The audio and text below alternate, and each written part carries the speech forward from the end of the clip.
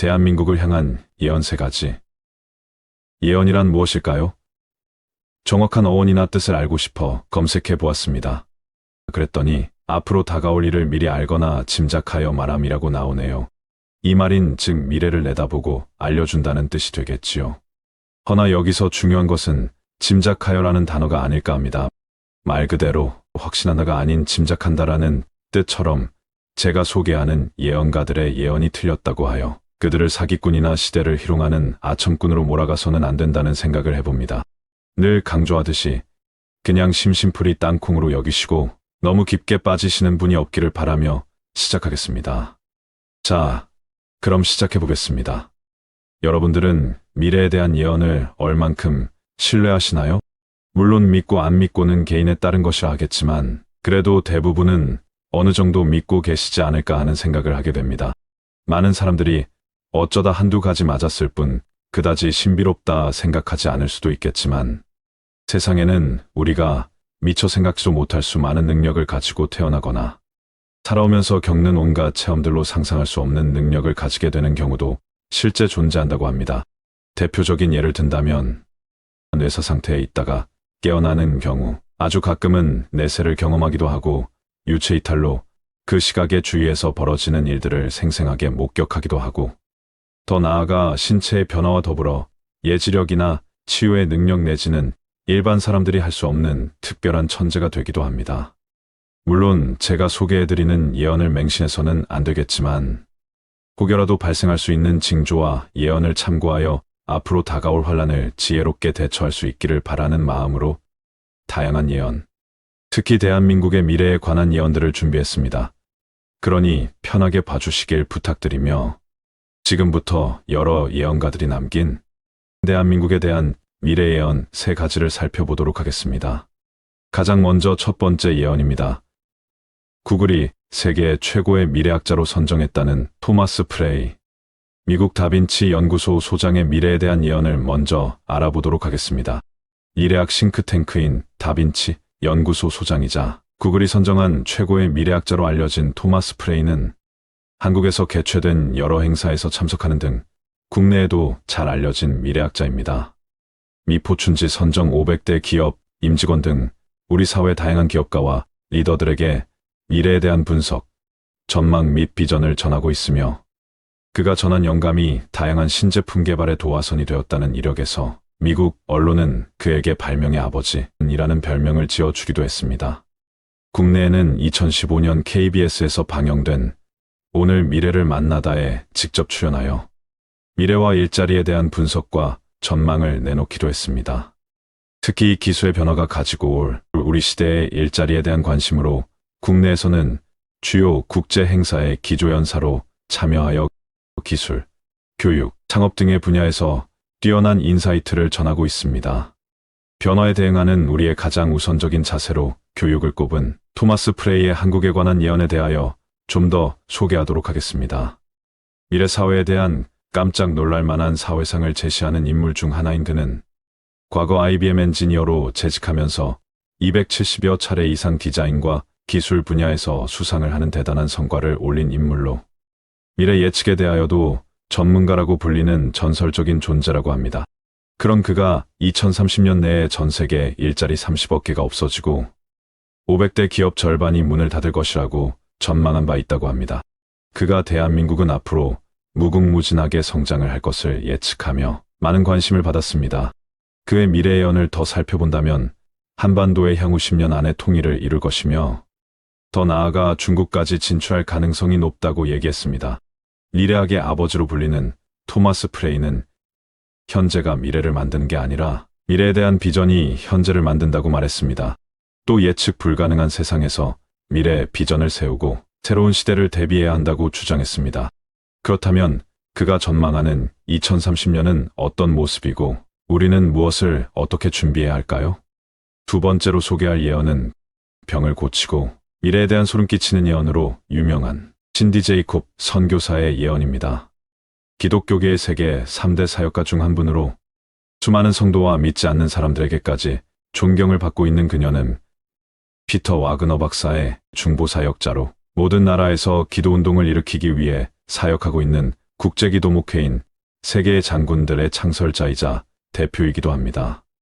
또한 그녀는 어글로의 국제위원회 위원이기도 하며 그녀는 백악관을 비롯하여 많은 나라의 국가수반들을 향해 사역하고 있으며 중보, 영적 전쟁, 화해 분야에서 강연과 목회를 하며 전 세계를 여행하고 있습니다. 저서로는 대적의 문을 취하라. 내 말을 내 입에 두었노라. 여자여 내가 너를 불러 세웠노라 등 다수가 있습니다. 그녀는 독일이 통일되기 1년 전에 베를린 장벽이 무너질 것을 정확하게 예언했다고 합니다. 그녀가 하느님으로부터 한국의 미래에 대한 계시를 받았다고 하여 대한민국에도 유명해진 예언가이기도 합니다.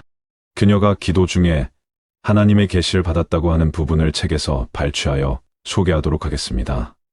내가 기도할 때 환상을 보았습니다. 하느님께서 한국 땅 가운데 하느님의 숨결을 불어내시는 것을 보았습니다. 그 주님의 숨결이 강력한 바람이 되어서 차이나까지 계속 나아가는 것을 봤습니다. 모든 아시아의 대륙을 그 바람이 덮는 것을 보았습니다. 예루살렘까지 가는 것을 보았습니다. 오늘 하느님께서 제게 말씀하시는 것을 지금 이 자리에서 예언하기를 원합니다. 주께서 말씀하시기를 우리가 마지막 추수의 때에 들어가고 있노라. 누군가가 내가 선택한 유대 나라의 백성을 위하여 이 말씀을 선포하는 자들을 내가 찾고 있노라. 내가 한국 사람들을 기름 부어 줄 것이고 유대 민족의 대추수를 위하여 내가 한국 사람을 쓸 것이라. 그리고는 하느님께서 내게 계속하여 보여주셨습니다. 한국 선교사들이 전 세계에 있는 유대인들에게 복음을 전하는 것을 보여주셨습니다. 그리고 수천 수만의 유대인들이 거듭났습니다. 아주 큰 한국 선교사들의 군대가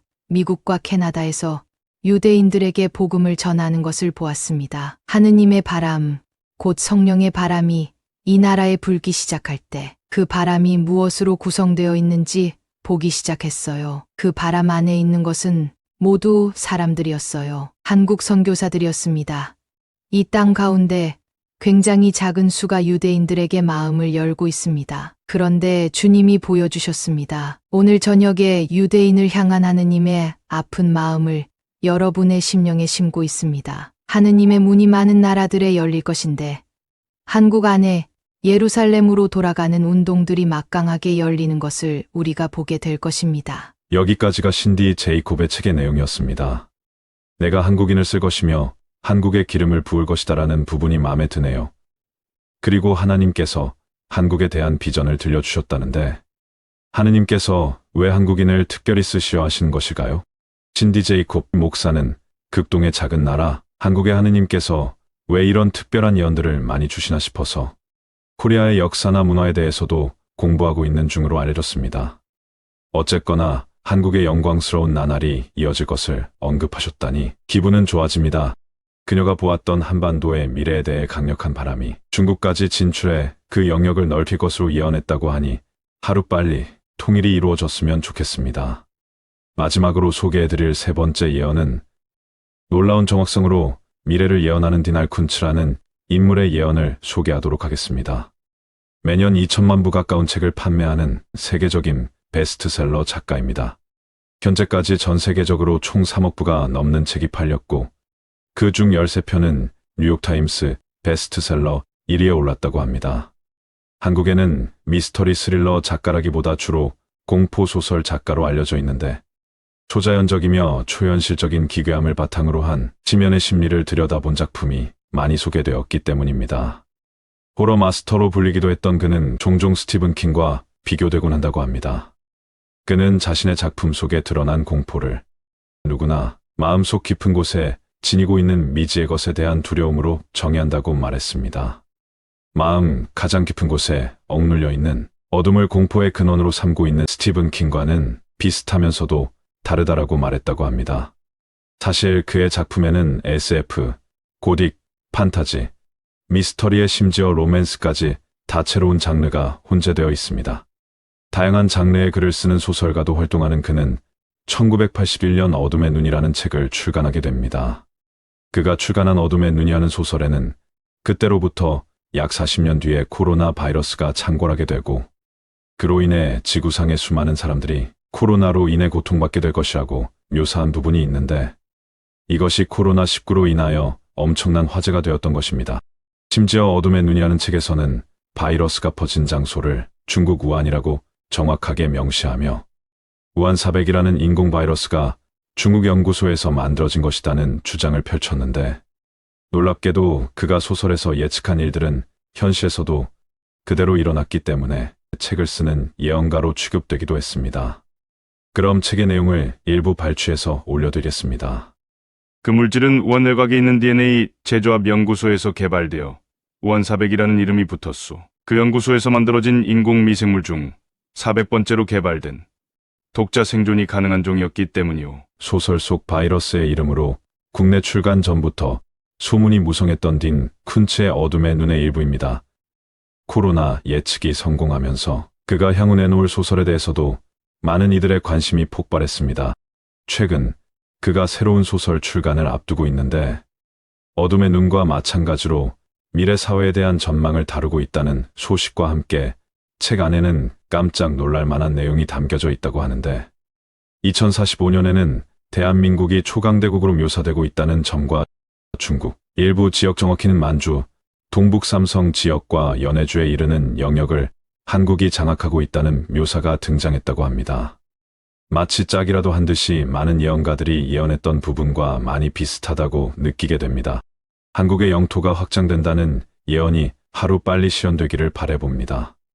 오늘은 이렇게 한국의 미래에 대한 예언 3가지를 소개해드렸습니다.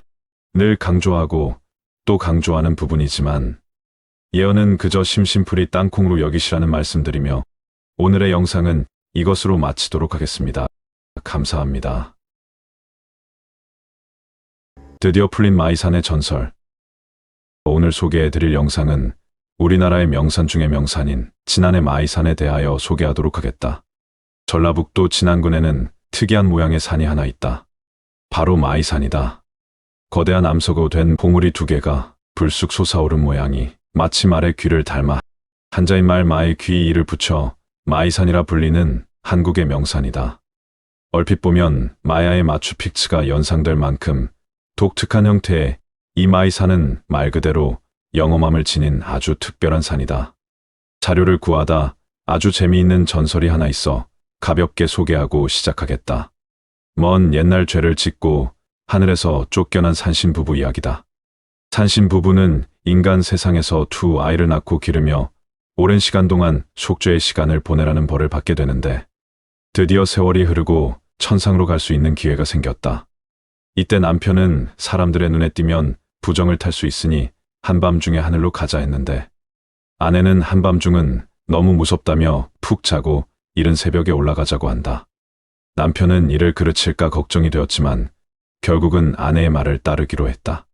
이튿날 새벽, 산신 부부는 마침내 승천을 시도했고 산은 하늘을 향해 쑥쑥 솟아오르고 있었다. 그런데 이때 아랫마을에 사는 한 안악이 치성을 드리기 위한 정한수를 뜨려고 우물을 찾았다가 그 광경을 목격하고 비명을 질러댔다.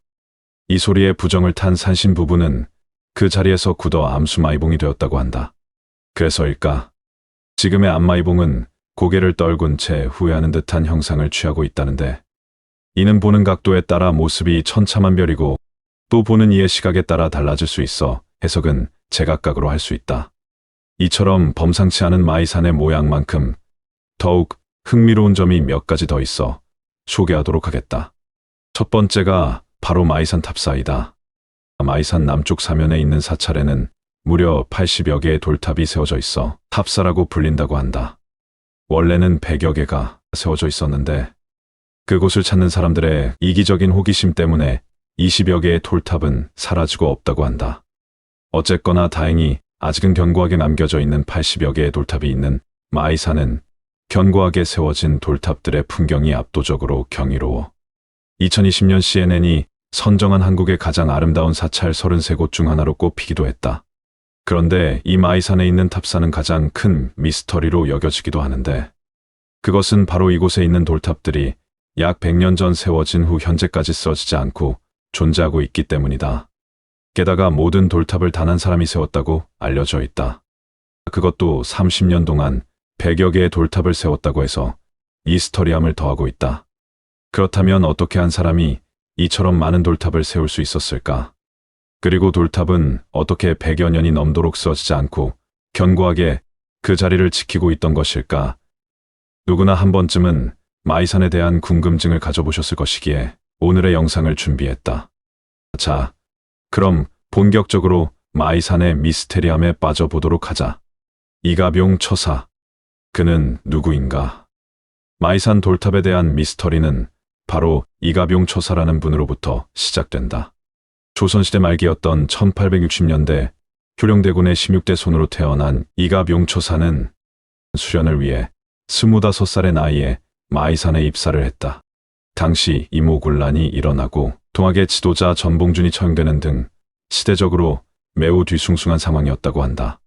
이토록 나라의 안위가 위태로움을 탄식하던 이가병 처사는 백성을 구하겠다는 구국의 일념으로 마이산에서 백성들을 위한 기도를 드리기 위해 돌탑을 쌓기 시작했다.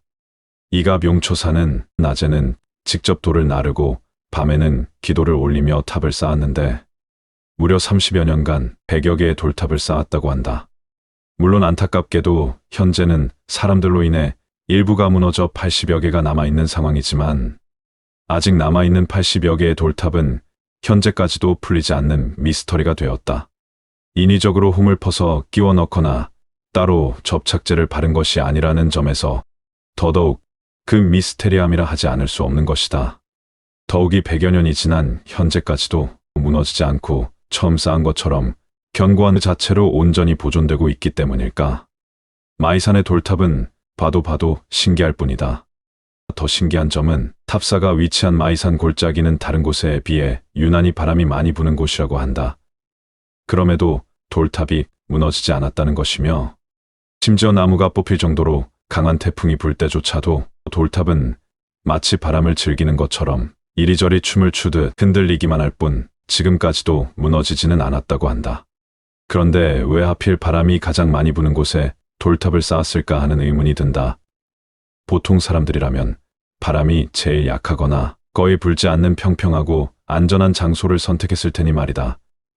물론 이 역시 이가병 처사의 돌탑이 신비한 이유가 되기도 할 테니 영상을 준비하면서도 대단한 분이셨구나라고 감탄만 하게 된다. 이어서 돌탑에 대한 미스테리를 좀 더 파헤쳐 보겠다. 바로 돌탑들의 거대한 크기가 또 하나의 미스테리이다. 일자형과 원뿔형의 돌탑들은 높이와 크기가 다양한데 1m에서 2m 정도의 작은 것부터 높이가 15m와 둘레 길이만 20m에 달하는 거대한 돌탑도 즐비해 있다. 이는 결코 한 사람의 힘으로는 도저히 쌓을 수 없는 크기인 탓에 당시 사람들 사이에서는 이가병 처사에 대한 미스터리한 소문이 떠돌기도 했다. 바로 이가병 처사가 공중부양을 할 수 있다더라, 염력을 사용했다더라 같은 소문이었다. 지금이야 온갖 기계들의 힘을 빌어 쉽게 돌을 쌓아 올릴 수 있지만 100여 년 전인 당시의 기술로는 혼자서 그 무거운 돌들을 높이 쌓는 것은 불가능해 보이니 그런 소문이 돌만도 하다. 장정 수십 명이 달라붙어야 겨우 들어서 옮길 만큼의 커다란 돌덩어리를 그것도 혼자서 번쩍 들어서 쌓았다고 생각해보라. 누가 그것을 사람이 쌓았다고 믿겠느냐는 말이다. 그러나 수수께끼로 감추어져 있던 돌탑 조성법이 밝혀졌다고 하여 소개하겠다. 이가병 처사의 손자 이왕선 씨는 이가병 처사가 원추형 탑을 쌓을 때 경사가 완만한 부분은 바위에 돌출부를 디디며 올라가 쌓았고 경사가 급해지면 우물 정자형의 디딤대를 둘러 엮은 뒤 그것을 딛고 작업했다고 한다.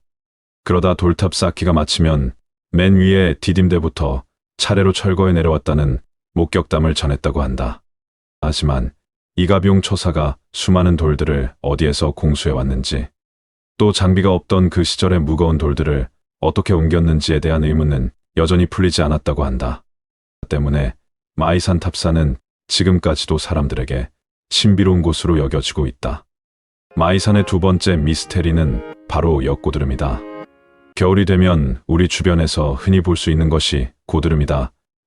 보통 우리가 생각하는 고드름 하면 처마 밑으로 길게 늘어진 모습을 떠올리게 된다. 그러나 마이산 고드름의 모습은 위에서 아래로 자라나는 것이 아닌 아래에서 위로 자라나는 역고드름이기 때문에 마이산에 대한 미스테리에 반드시 함께 등장하는 소재가 되었다고 한다. 역고드름은 1928년 원불교회보에 마이산에서 청수를 떠놓고 기도를 드리면 물이 거꾸로 올라와서 얼음이 돼 불체로 환다라는 기록이 있을 만큼 오래전부터 신비롭게 여겨졌다고 한다. 고드름이 거꾸로 자라는 모습은 마이산 외에도 몇몇 동굴에서 나타나기도 하지만 이는 위에서 떨어지는 물방울이 쌓여 생기는 현상으로 마이산 역고드름의 생성 원인과는 다르다. 그릇에 담긴 물이 말 그대로 하늘로 솟아올라 고드름을 만든 것이 마치 중력을 거스르는 것처럼 보이기도 하고 어느 마법사가 마법을 걸어 놓은 것처럼 보이기도 한다. 어쨌거나 신비로운 이런 현상에 대해서 과학적으로 증명이 가능한 부분이라고 하는데 그렇다고 해도 주위에서 흔히 볼 수 없는 광경인데다 과학자들이 말하는 증명이라는 부분이 모든 조건이 딱 맞아 떨어졌을 경우를 말하기 때문에 미스테리하고 신비로운 것은 사실일 것이다. 과학자들이 말하는 역고드름의 생성 원리가 물을 담아 놓은 그릇에 바닥부터 물이 얼기 시작한 후 부피가 팽창하면서 역고드름이 형성되는 것이라고 하는데 간단히 말해 얼음이 얼면서 숨구멍이 있고 그 구멍을 통해 팽창한 물이 뚫고 올라와 위로 솟아 역고드름이 생성된다는 것이다. 하지만 이런 현상이 이론적으로는 가능하다고 해도 자연 상태에서 보기 어려운 광경이기도 하다. 역고드름이 생성되려면 풍향, 풍속, 기온, 기압, 심지어 수질까지 포함한 모든 조건이 충족되어야 가능하기 때문에 이 역시 하필이면 마이산, 그것도 바람이 많이 부는 이곳에서만 유독 역고드름 현상이 일어난다는 것 자체가 미스테리가 아닐까 싶다. 그리고 이 신비로운 모든 조건이 마이산 탑사에서는 충족돼 역고드름을 볼 수 있는 것이기에 이처럼 흔치 않은 광경들 탓에 CNN이 한국의 가장 아름다운 사찰 33곳 중 한 곳으로 마이산을 꼽으며 돌탑과 함께 역고드름을 미스터리 대상이라고 소개하지 않았나 싶다. 역고드름의 생성 원인은 과학적으로 추정이 가능하다고 해도 어떻게 30cm 이상 거꾸로 설 수 있는지에 대한 그 원인은 지금까지도 풀리지 않는 수수께끼라고 한다. 마치 중력을 거스르는 듯 하늘 위로 솟은 마이산. 역고드름은 돌탑과 어우러져 신비한 존재로 여겨지고 있는 우리나라의 몇 안 되는 소중한 유물이기도 하다. 역고드름에 소원을 빌면 이루어진다는 소문이 돌면서 매년 겨울 관광객들이 마이산을 찾는 이유가 되고 있을 뿐 아니라 말의 귀 모양처럼 생긴 독특한 모양만큼이나 신비로운 비밀을 품고 있는 마이산은 탄생부터가 신비로운 산이기도 하다. 아주 오래전, 지금의 마이산 위치인 진안 분지에 큰 지각 변동이 일어났다. 이때 호수 아래 쌓여있던 퇴적층이 솟아올라 지금의 말의 귀를 닮은 쌍봉 바위산이 되었기 때문이다. 실제로 마이산 정상 부근에서 민물고기와 조개류의 화석이 발견되면서 오래전 마이산이 호수였음을 말해주고 있다. 또 마이산의 남쪽에서 보면 마치 폭격을 맞거나 무언가 파먹은 것처럼 움푹 파인 자국들이 군데군데 보이는데 이는 오랜 시간 동안 풍화를 겪으며 자갈이 빠져나가 생긴 타포니 지형으로 이런 지형은 마이산이 세계에서 가장 큰 규모를 자랑하고 있다고 한다. 때문에 마이산이 지질학적, 역사적으로 매우 중요한 문화유산으로 여겨지는 이유이기도 하다. 오늘은 특이한 지형과 써지지 않는 돌탑, 그리고 신기한 자연 현상인 역고드름까지 오묘하면서도 신비로운 마이산의 미스터리를 소개해드렸다. 나름 열심히 만들었으니 시청하시는 모든 분들에게 유익한 영상이 되기를 바라며 이만 마치도록 하겠다. 한국의 미스테리 500년 된 신비한 우물.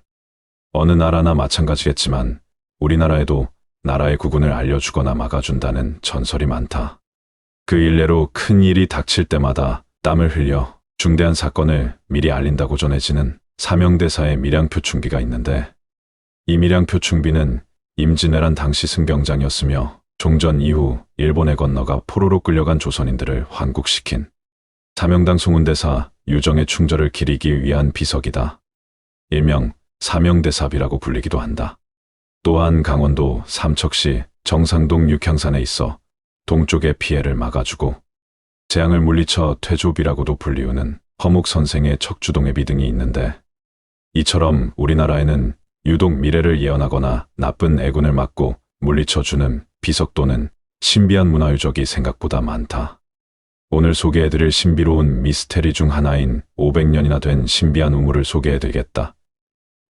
이 우물은 현재 약 50여 가구가 모여 사는 작은 마을, 충북 증평군 사곡리 사청마을에서 마을 주민들이 공동으로 사용하는 우물이다. 버드나무 틀을 설치하고 그 위에 돌을 쌓아 올린 500년 전의 조선시대 우물 모습을 오늘날에도 그대로 유지한 이 우물은 1456년 조선 세조 때 만들어진 것으로 알려져 있다. 그러나 이 우물에는 믿기지 않을 만큼 신비로운 전설이 하나 내려온다. 이 놀라운 우물은 낮은 구릉 지역 산자락의 북향으로 자리한 사청마을의 한가운데에 위치해 있다. 이 우물은 오랜 기간 마을의 공동 우물로 사용되어 왔으며 2008년 충청북도의 기념물 제143호로 지정될 정도로 그 역사와 가치가 뛰어난 지역의 상징이기도 하다. 아름드리 굽은 버드나무, 네 토막으로 육각형의 틀을 설치하고 그 위에 석축을 쌓아 올려 제작된 이 우물은 독특한 점으로는 일반 우물의 1.5배나 될 정도로 그 크기가 장대한 것이 특징이다.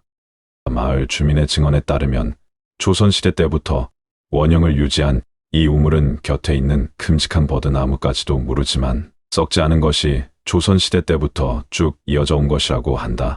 흥미로운 점은 가뭄이나 장마철에도 그 수심 3m가량을 꾸준히 유지하며 여름에는 차갑고 겨울에는 비교적 따뜻한 수온을 유지하며 마치 마을 사람들의 삶을 보살피듯 적절한 물의 양과 물의 온도를 지속적으로 유지한다는 점이다. 하지만 여기까지는 여느 우물보다 조금 신비롭기는 하나 그렇다고 딱히 이상하다 할 만큼까지는 아니다. 그런데 이 마을에서는 1년에 2번 정월 대보름과 7월 칠석을 전후에 우물을 깨끗하게 청소하고 정성껏 제를 올린다고 전해진다. 마을 사람들이 함께 모여 마을과 나라의 평안을 기원하는 것이다. 그저 평범해 보이는 마을 사람들이 공용으로 사용하는 우물에서 왜 1년에 2번씩이나 이렇게 정성스러운 제사를 드리는 것일까? 이들에게는 오래전부터 전해 내려오는 전설 때문이라고 한다. 그것은 이 우물이 3번 넘치게 되는 때에 말세가 찾아온다라는 전설이 있기 때문에 그것을 막기 위하여 제사를 지내는 것이라고 한다. 우물이 넘친다고 말세가 온다는 말은 쉽게 믿을 수 없는 말이겠지만 마을 사람들은 이 우물에 깃든 전설을 그대로 믿기 때문에 매번 2차례 제사를 지낸다고 하니 그저 신기하고 놀라운 뿐이다. 행여 우물이 넘친다고 마을이 홍수에 잠기는 것도 아닐 테지만 홍수보다 더 무서운 말세가 찾아온다는 것을 확신하고 있다고 한다. 이 전설을 소개하도록 하겠다. 이 이야기의 시작은 조선 초기 7대 왕인 세조 당시 수양대군이 조카였던 단종을 몰아낸 세조찬이가 일어난 다음해인 1456년 조선은 온 나라가 가뭄으로 몸살을 앓고 있었다. 이때 한 스님이 지금의 충북 사곡리 마을을 지나다 심한 갈증으로 길을 이어갈 수 없자 마을에 들려 한 여인에게 물을 한 잔 부탁하게 되었다고 한다. 그러자 여인은 마침 길어다 놓은 물이 다 떨어진 상황이라고 스님에게 상황을 설명하고는 직접 물동이를 이고 물을 길어오겠다며 집을 나선다. 그렇게 여인이 나간 후 스님은 대청 마루에 앉아 한숨을 돌리고 있었지만 물을 기르러 간 여인이 한참이 지나도 돌아오지 않았다고 한다. 스님은 다소 의아해하였으나 먼 길을 걸어오느라 지치기도 하였고 잠시 휴식을 취할 겸 대청마루에 계속 앉아 있었으나 몇 시간이 지나도록 여인은 돌아오지 않았다. 그래도 스님은 사연이 궁금하고 호기심도 나서 집을 지키며 기다렸다고 한다. 마침내 해가 질 무렵이 되어서야 여인이 땀을 뻘뻘 흘리며 무거운 물동이를 이고 집으로 돌아왔고 여인은 스님에게 서둘러 물 한 잔을 전할 수 있었다고 한다. 고마운 마음으로 물 바가지를 건네받은 스님은 시원한 물 한 잔의 갈증을 달래고는 고맙다는 말과 함께 안악에게 늦어진 사연을 묻게 되었는데 그러자 여인은 마을에는 샘이 없어 10리쯤 떨어진 개울가에 가서 길러오느라 늦었다고 늦어진 사연을 스님에게 말하게 된다. 가뭄 때문에 마을 근처의 물은 모두 말라버렸기 때문에 자신을 위해 심이나 되는 먼 길을 무거운 물동이를 이고 다녀온 여인의 마음에 감동한 스님은 그냥 길을 나설 수가 없었고 여인의 고마움에 답례를 하고자 마당 이곳저곳을 자신의 지팡이로 두들겨 보았다. 그리고는 땅 아래가 온통 두꺼운 돌판으로 덮여 있어 물이 솟아날 길이 없는 것을 안 스님은 여인에게 이 마을이 두꺼운 돌들이 많아서 물이 솟아나질 못했다고 말하며 마을을 구석구석 살펴보고는 마을의 한가운데 있는 큰 고목나무 옆으로 가서 이때 구경을 나온 마을 사람들에게 이곳을 파라고 말했다. 이곳을 파라는 스님의 말을 듣고도 마을 사람들은 쉽사리 움직일 수 없었는데 그곳은 큰 바위가 바닥부터 솟은 돌로 된 땅이었기 때문이다. 이에 마을 사람들이 바위에서 물이 나올 리 없다며 스님의 말에 반기를 들자 스님은 더욱 확신에 찬 표정으로 마을 사람들에게 이곳을 파내어 보면 겨울에는 더운 물이 솟아나서 따뜻하게 지낼 수 있을 것이고 여름이면 시원한 찬물이 솟아나 여름을 잘 보낼 수 있을 것이다. 뿐만 아니라 앞으로 아무리 큰 가뭄이 와도 이곳에 물은 마르지 않을 것이며 굳은 장마철에도 이곳의 물은 넘치지 않아 마을에 애를 입히지 않을 것이라는 스님의 말에 보통 스님은 아니라는 강한 확신이 느껴진 마을 사람들은 스님을 믿고 돌바닥으로 이루어진 마을 한복판을 파내려 가기 시작했다. 무려 닷새를 파내려 갔을 무렵 드디어 바위 틈에서 물이 솟아나기 시작했고 이윽고 맑고 깨끗한 물이 쏟아져 나와 지금까지 파낸 깊은 틈이 모두 물로 차오르기 시작했다. 마을 사람들은 기쁨의 환호성을 질렀고 마을은 축제 분위기로 가득 찼다. 하지만 스님은 매우 엄숙한 표정으로 마을 사람들에게 이렇게 전했다고 한다. 앞으로 이 우물은 가뭄이나 홍수에도 마르거나 넘치지 않을 것이다. 그러나 만약 이 우물에 물이 넘치는 날에는 나라에 큰 환란이 있을 것이다. 메마른 바위 틈에서 물이 나올 것을 예측한 신비한 능력이 있는 스님이 이러한 말을 하니 마을 사람들은 걱정스러운 마음에 웅성거리기 시작했다. 스님은 곧 이어 이렇게 말했다. 우물이 넘치는 일은 2번까지는 나라의 큰 병고를 예고하는 일이 될 것이나 이 우물이 3번째 넘치면 이 세상은 말세가 될 것이다. 그때가 되면 여러분은 이 마을을 떠나 새로운 곳에 터를 잡아야 할 것이다 라고 스님은 이 예언을 남기고는 마을을 떠났다고 한다. 겨울에는 따뜻한 마르지 않는 샘을 얻게 된 마을 주민들은 한동안 평안한 생활을 이어가며 스님의 예언을 잊지 않겠다는 뜻으로 우물의 이름을 말세우물이라 짓고는 지금까지 마을의 공동 우물로 사용했다. 그 사건 이후 시간은 빠르게 흘러 어느덧 100여 년이 넘는 시간이 흐른 동안 우물은 한결같이 여름에는 시원하고 겨울에는 따뜻한 물을 늘 마르지 않고 마을 주민들에게 제공해왔다. 그런데 어느 날 우물에 물이 가득 차 콸콸 넘쳐버린 것이었다. 이후 마을 사람들은 오래전 스님의 예언이 실현된 것이 아니냐는 걱정으로 모두 공포에 질렸는데 며칠이 지나지 않아 조선 땅에 왜구가 침략했다는 소식이 퍼져나가게 된다.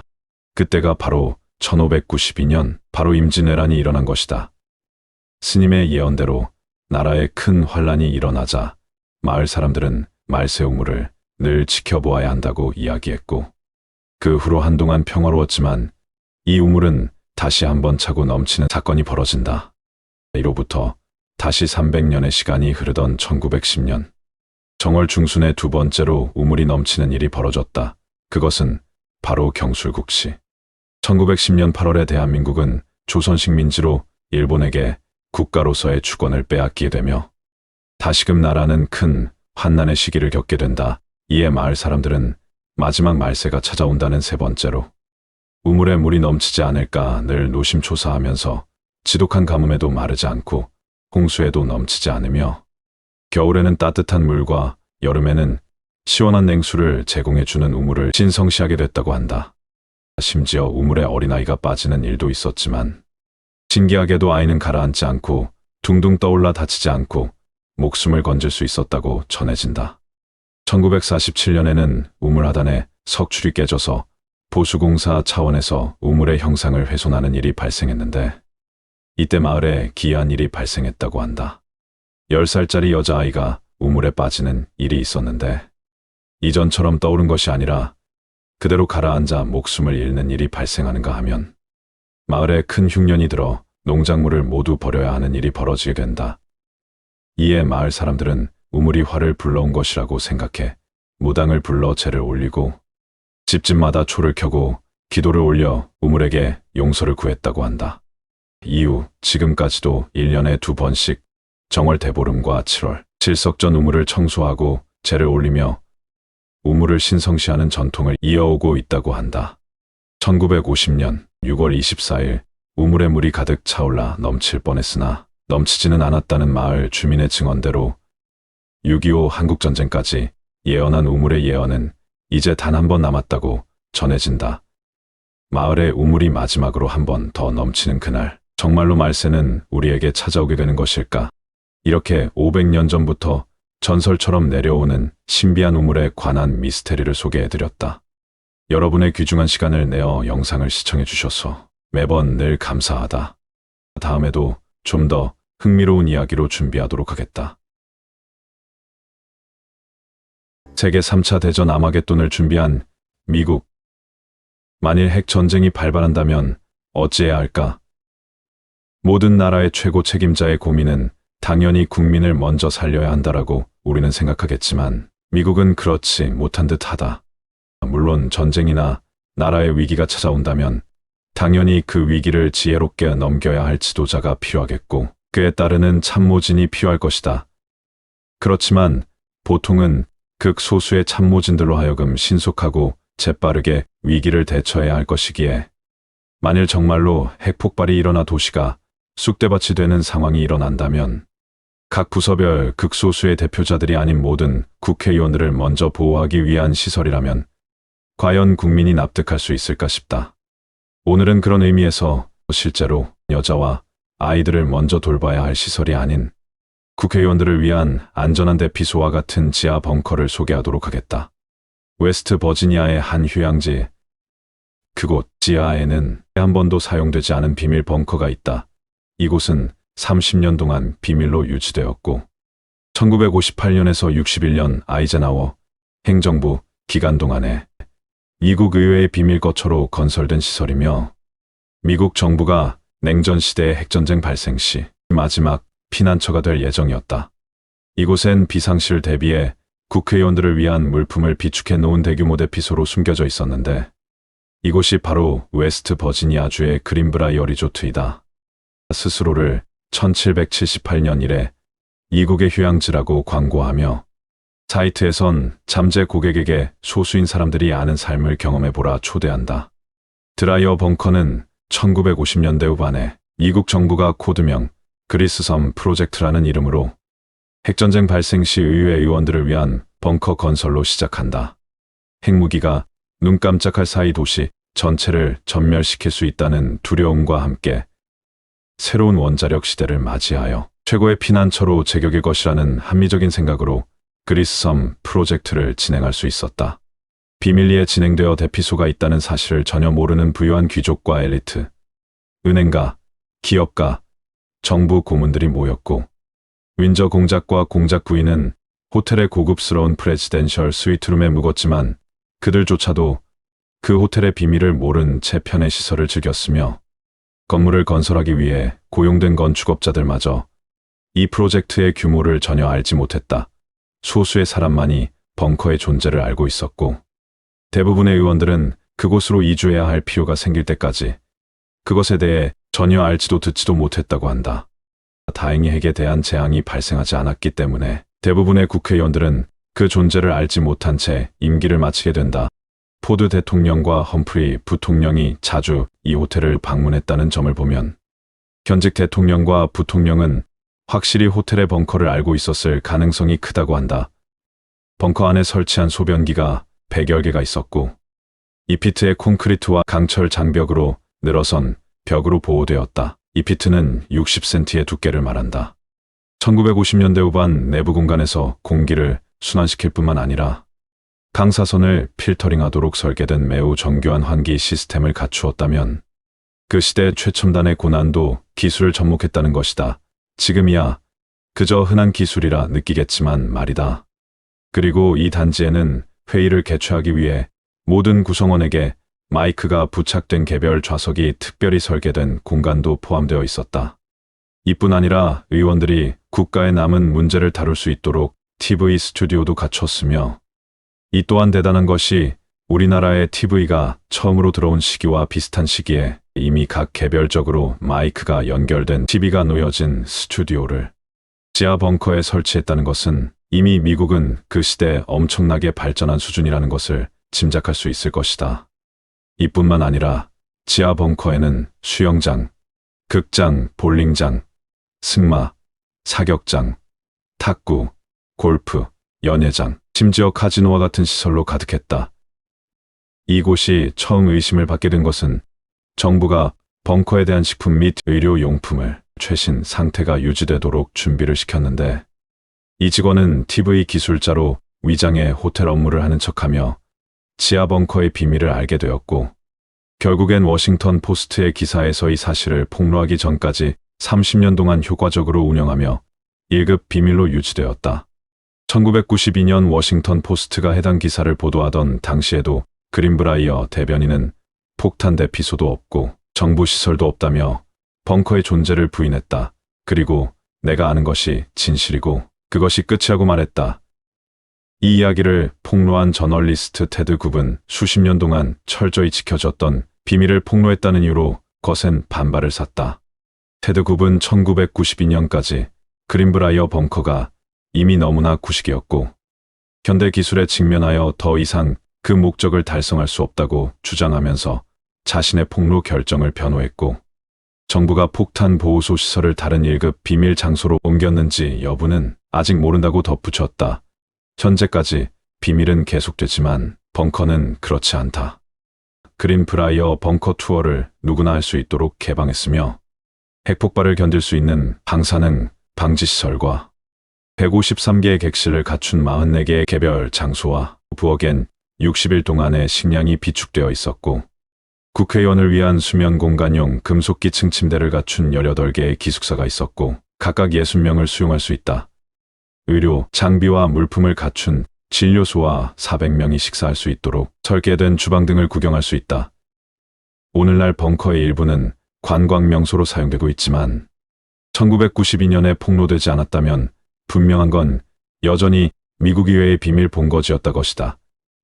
그리고 2010년 획기적인 일련의 보고서에서 워싱턴 포스트 기자 빌 아킨과 다나 프리스트는 2001년 9월 이후 워싱턴 DC와 주변 지역에 1급 비밀 정보 작업을 위한 33개의 건물 단지가 건설 중이거나 건설되었다고 밝힌 바 있다. 이젠 그 비밀 벙커가 다른 곳에 있을 가능성이 높지만 소수의 사람들만이 어디에 있는지 알 것이고, 기자 빌 아킨도 그 중 한 명인데 그는 말하지 않는다. 그는 이런 말을 남겼다. 만약 당신이 평범한 국회의원이라면 당신은 아무것도 모른다고 생각합니다. 어쩌면 영화에서처럼 휴먼을 앞세워 미래를 위한 여자와 아이들을 먼저 돌봐야 할 시설이 되었더라면 국민 모두는 더욱 나라를 믿고 의지하지 않았을까 하는 생각을 해보게 된다. 핵심 참모들만 해도 적지 않은 숫자일 텐데 모든 위원들을 위한 공간이라는 점이 왠지 지들부터 살고 보자는 지도자들의 극단적 이기주의처럼 느껴져 왠지 씁쓸함으로 다가온다.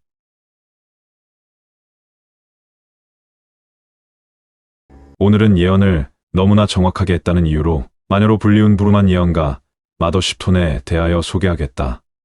영국의 예언가로서 노스트라다무스의 출생 이전에 활동했던 마더십톤은 훗날 최고의 예언가로 이름을 날리게 될 노스트라다무스의 출생까지도 예언했다고 하여 커다란 관심을 받게 되었다. 그와 더불어 미래에 일어날 일을 예언했는데 그 당시 너무나도 정확한 그의 예언을 두고 기독교 색채가 강했던 영국에서는 그녀가 말하는 모든 예언들은 신의 영역이라고 주장하며 그녀가 감히 신의 영역을 훔쳐보았다며 그것을 신성모독이라 하여 마녀라는 프레임을 씌워 그녀를 비난했다. 400년 전 무지와 자신들의 지위가 흔들릴 것을 두려워하던 종교인들에게 마녀라 낙인 찍히고 결국 그녀는 온 국민에게까지 비난을 받았다. 그랬던 그녀가 남겼다는 예언서가 현 시대에 와서 발견되었고 그 예언서가 발견되면서 세상은 발칵 뒤집혀졌다. 그 당시 마녀로 낙인 찍혀 그녀를 내몰았던 현재의 영국에서는 그녀의 예언서의 내용이 모두 들어맞자 그녀의 생가를 기념하는 관광지까지 조성하기에 이른다. 그렇게 그녀의 예언서는 전 세계로 퍼져나갔고 전 지구적으로 그녀에 대한 호기심은 날이 갈수록 증폭되었다. 그렇다면 이쯤에서 그녀가 비밀로 남긴 예언서를 20가지만 짚어보기로 하자. 나는 내가 가야 한다는 것을 알고 있다. 나는 자유다. 나는 올 것임을 알고 있다. 나는 이 예언지를 비밀로 만든 온이 나중에 밝혀질 것이다. 그리고 그것이 나타날 때 사람들은 이 예언을 읽을 것이니 나의 예언들은 헛되이 불에 타지 않을 것이다. 미지의 대지에서 금이 나오는구나. 미국 대륙 발견. 그런데 여기에서 미지의 대지가 왜 미국일까 생각해보니 미국하면 금을 찾아 카우보이들이 활동하던 옛날 서부 영화가 생각나서 그나마 수긍이 갔다. 이것은 연도를 거쳐 철제 괴물이 나타나 떨림과 양피지, 언어와 잉크를 집어삼키면 사람들은 깊은 생각에 빠지도다. 9세기 철제 인쇄기 등장. 그냥 그대로 읽어서는 도저히 뭐가 뭔지 모르겠는데 확실히 그에 맞는 답을 제시하니 아 그렇구나 하며 역시 수긍하게 된다. 세상이 뒤바뀌는구나. 농사를 짓는 모든 아들들의 손에 책이 쥐어질 지인이 가난한 자들은 이제 큰 지혜를 얻게 되도다. 책의 대량 배포로 인한 지식 대중화. 사내들이 후세에 가까워짐에 따라 잠들어 있는 세계의 산이 숨을 들이쉬며 얼음과 진을 죽음을 뿌리는구나. 대지가 흔들리고 마을과 마을을 삼키도다. 미지의 대지에서 기독교인과 기독교인들이 싸우는구나. 미국 남북전쟁. 물에서는 쇠가 나무 배와 같이 둥둥 떠다니는구나. 철제선박 등장. 말이 없이도 마차가 움직일 것이다. 기차, 자동차의 등장. 하늘에서는 사람들이 하얀색과 검은색, 녹색을 타고 이동하는구나. 비행기의 등장. 1900년과 26년 집을 지으면 집과 막대기가 빛을 내는구나. 그때 광폭한 전쟁이 계획될 것이고 불과 칼이 대지를 써버릴 것이다. 제1차 세계대전 계획. 히틀러 나이투쟁. 배가 물고기처럼 물속에서 수영하고 그림이 움직이는 것 같이 보일 때 새와 같은 사람들이 하늘을 샅샅이 뒤지며 세상의 절반이 피해 물들 것이다. 잠수함, 사진의 동영상화, 비행전투기 등장. 제1, 2차 세계대전 발발. 유유로 만들어진 집이 영국에 오는구나. 그러나 슬프도다. 슬프도다. 외교도 같이 잔인하고 악마 같은 집단에 의해 전쟁이 일어나는구나.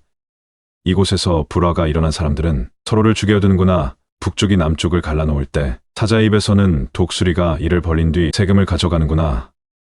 피가 저리고 잔인한 전쟁은 이 장소에 사는 모든 사람들에게 다가오는구나. 패망한 일본을 점령하는 미국. 6.25 전쟁. 울부짖는 괴물이에 사내가 타고 있구나. 그 괴물은 곡물을 집어삼키도다. 사람들이 말과 쟁기를 버리고 새처럼 떠나는구나. 트랙터의 등장과 사람들의 도시 이동.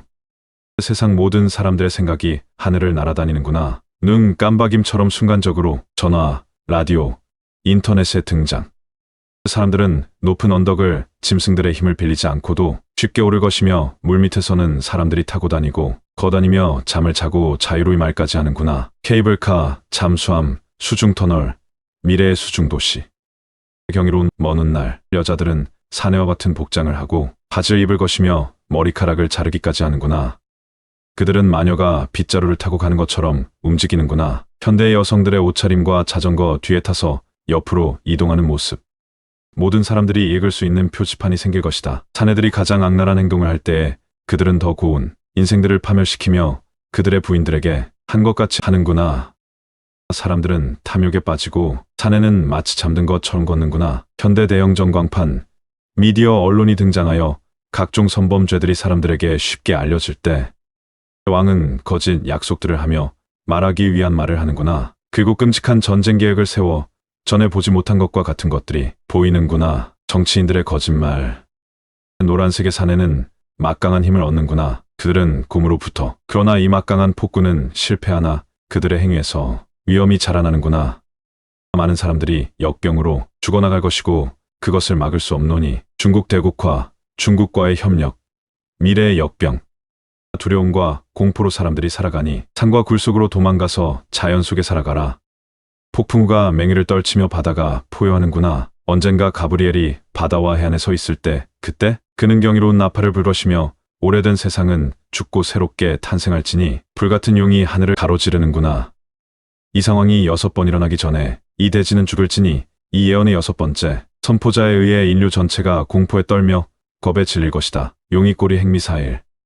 마지막 20번째는 무시무시한 핵전쟁으로 인해 지구가 멸망이기까지 가는 상황을 예언했다고 한다. 7일간의 낮과 밤 동안 사람들은 엄청난 상황을 목격하게 될 것이다. 바닷물이 사야보다 높게 솟구치고 해안가를 집어삼키기 위해 산들은 고함을 지르기 시작하고 대지가 흔들리기 시작한다.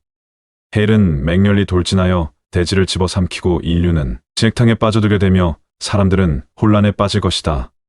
세상이 시간이 되면 하늘의 별들이 말을 해준다. 세계 3차 대전.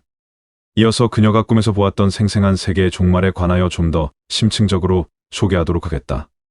이때는 별들의 움직임이 하나둘씩 이상해진다. 별들이 지상 서쪽으로 쏟아지고 별들이 쏟아지는 모습은 가히장관이었다. 별들이 쏟아지고 나서 동쪽의 물이 범람하게 된다. 동쪽의 많은 것들이 잠기게 된다. 언제인지는 모른다. 다만 별들이 춤을 출 뿐 그들은 이빨을 드러내고 싸울 것이며 그리고 죽일 것이다. 그리고 흉측한 두려움이 음식을 비밀의 언덕에 숨긴다. 그들은 거짓이며 약탈자와 도둑, 간첩들을 죽인다. 인간은 홍수의 공포로부터 빠져 죽는다. 그리고 겁탈할 것이며 거짓에 피해 빠진다. 인류의 손에는 피가 흐를 것이니 쓰라린 대지로구나. 용의 꼬리가 없어졌을 때 인류는 방금 전에 일어난 일을 상기하지 않고 웃는구나. 그리고 그 전에 살던 삶을 계속 살려고 하지만 이미 늦었구나. 인류는 그와 같은 운명을 맞이하는 게 이치일지니 그의 가면 속 미소, 그의 그릇된 위엄은 신들의 분노를 일으키니 그들은 용을 다시 보내고 하늘의 빛을 비추면 그의 꼬리는 갈라질 것이다. 대지가 찢기고 왕과 지배자, 노예들은 달아날 것이다. 그러나 그들은 천천히 물의 지점을 따라 이동하나 사람들은 바다가 산과 해안으로 떠오르기 전에 갈증으로 죽을 것이다. 그리고 대지가 갈라지고 새롭게 변화한다. 그대들은 이 예언이 이상하다고 생각하는가? 그러나 그것은 실현될 것이다. 나의 예언이 신성모독이라 생각하는가? 너무나 정확했던 예언을 한다는 이유로 마녀로 내몰렸다는 마더쉽톤. 지금 시대에 태어났더라면 세계적인 명성과 더불어 부귀영화까지도 누릴 수 있었을지도 모를 테지만 시대가 시대인지라 안타까울 뿐이다. 오늘은 이렇게 안타까운 마녀 마더쉽톤에 대하여 영상을 소개하였다. 부족함에도 끝까지 시청해 주셔서 감사드린다. 이집트 기자지구에 있는 파라오 쿠푸의 대피라미드의 내부 공간 3곳에 전자기 에너지가 집중되고 있다는 사실을 과학자들이 밝혀냈다. 러시아와 독일 공동 연구팀은 대피라미드의 파장이 200에서 600m인 전파 방해 입자를 조사해 피라미드 내부의 전자기장 분포를 모형화했다. 다중급 분석을 통해 피라미드 내부 공간 3곳에 전자기 에너지가 집중되는 현상을 보여줬다. 여기에는 파라오 쿠푸와 그의 왕비를 위해 만들어진 두 방과 바닥에 이완성된 3번째 방이 포함된다. 연구팀은 피라미드 건축에 쓰인 자재 등의 정보가 부족해 몇 가지 요인을 가정해야 했다고 말했다. 연구를 주도한 러시아 국립정보기술기계과학대의 안드레이 에브류인 박사는 예를 들면 우리는 내부에 알려지지 않은 공동이 없으며 일반 석회석 성질을 지닌 건축자재가 피라미드 안팎에 고르게 분포돼 있다고 가정했다면서 이런 가정을 통해 우리는 흥미로운 결과를 얻을 수 있었다고 설명했다.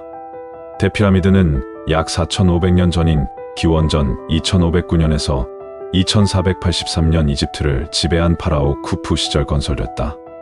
높이 139m, 너비 230m로 지구상에 남아있는 피라미드 중 가장 크다. 이번 발견은 고대 피라미드에 관한 수수께끼를 푸는 데만 도움이 되는 것이 아니다. 피라미드의 전자기 에너지가 분배되는 방식을 연구하면 고효율 센서와 태양전지를 제작하는 데 응용할 수 있다고 연구팀은 설명했다. 그렇다면 이집트 쿠푸 왕의 대피라미드에 대하여 좀 더 알아보도록 하자. 피라미드는 단순한 왕의 무덤이 아니라 일명 천국으로 가는 천국의 계단이었다고 한다. 이는 불멸에 대한 믿음에서 비롯된 것으로 고대 이집트인들은 파라오가 죽으면 그의 영혼이 태양의 신인 라와 함께 하늘로 올라간다는 믿음을 가지고 있었다. 결국 피라미드는 천상의 세계로 인도해주는 천국의 계단인 셈이다. 피라미드라는 어원은 그리스어인 피라미스페라미스에서 유래했다. 재미있게도 이를 해석하면 밀가루, 케이크라는 뜻이라 한다. 피라미드를 처음 본 그리스인들이 익숙한 삼각형 모양의 케이크를 떠올려 이름을 지었다는 유래가 있지만 이것은 어디까지나 믿거나 말거나이다. 정작 이집트인들은 피라미드를 메르머라고 부른다.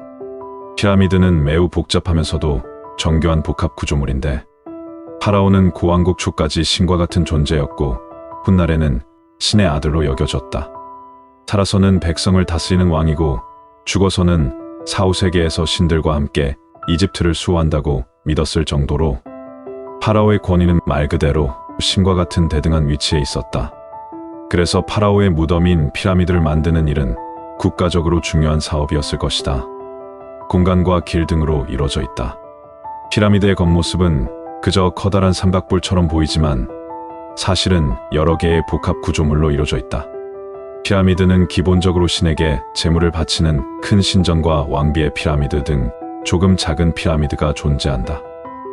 재미있게도 피라미드 안에는 저승으로 가는 강을 건너기 위한 의식용 배를 묻을 구덩이를 비롯해서 신전과 나일, 강으로 연결된 긴 둑길 등으로 이루어져 있다.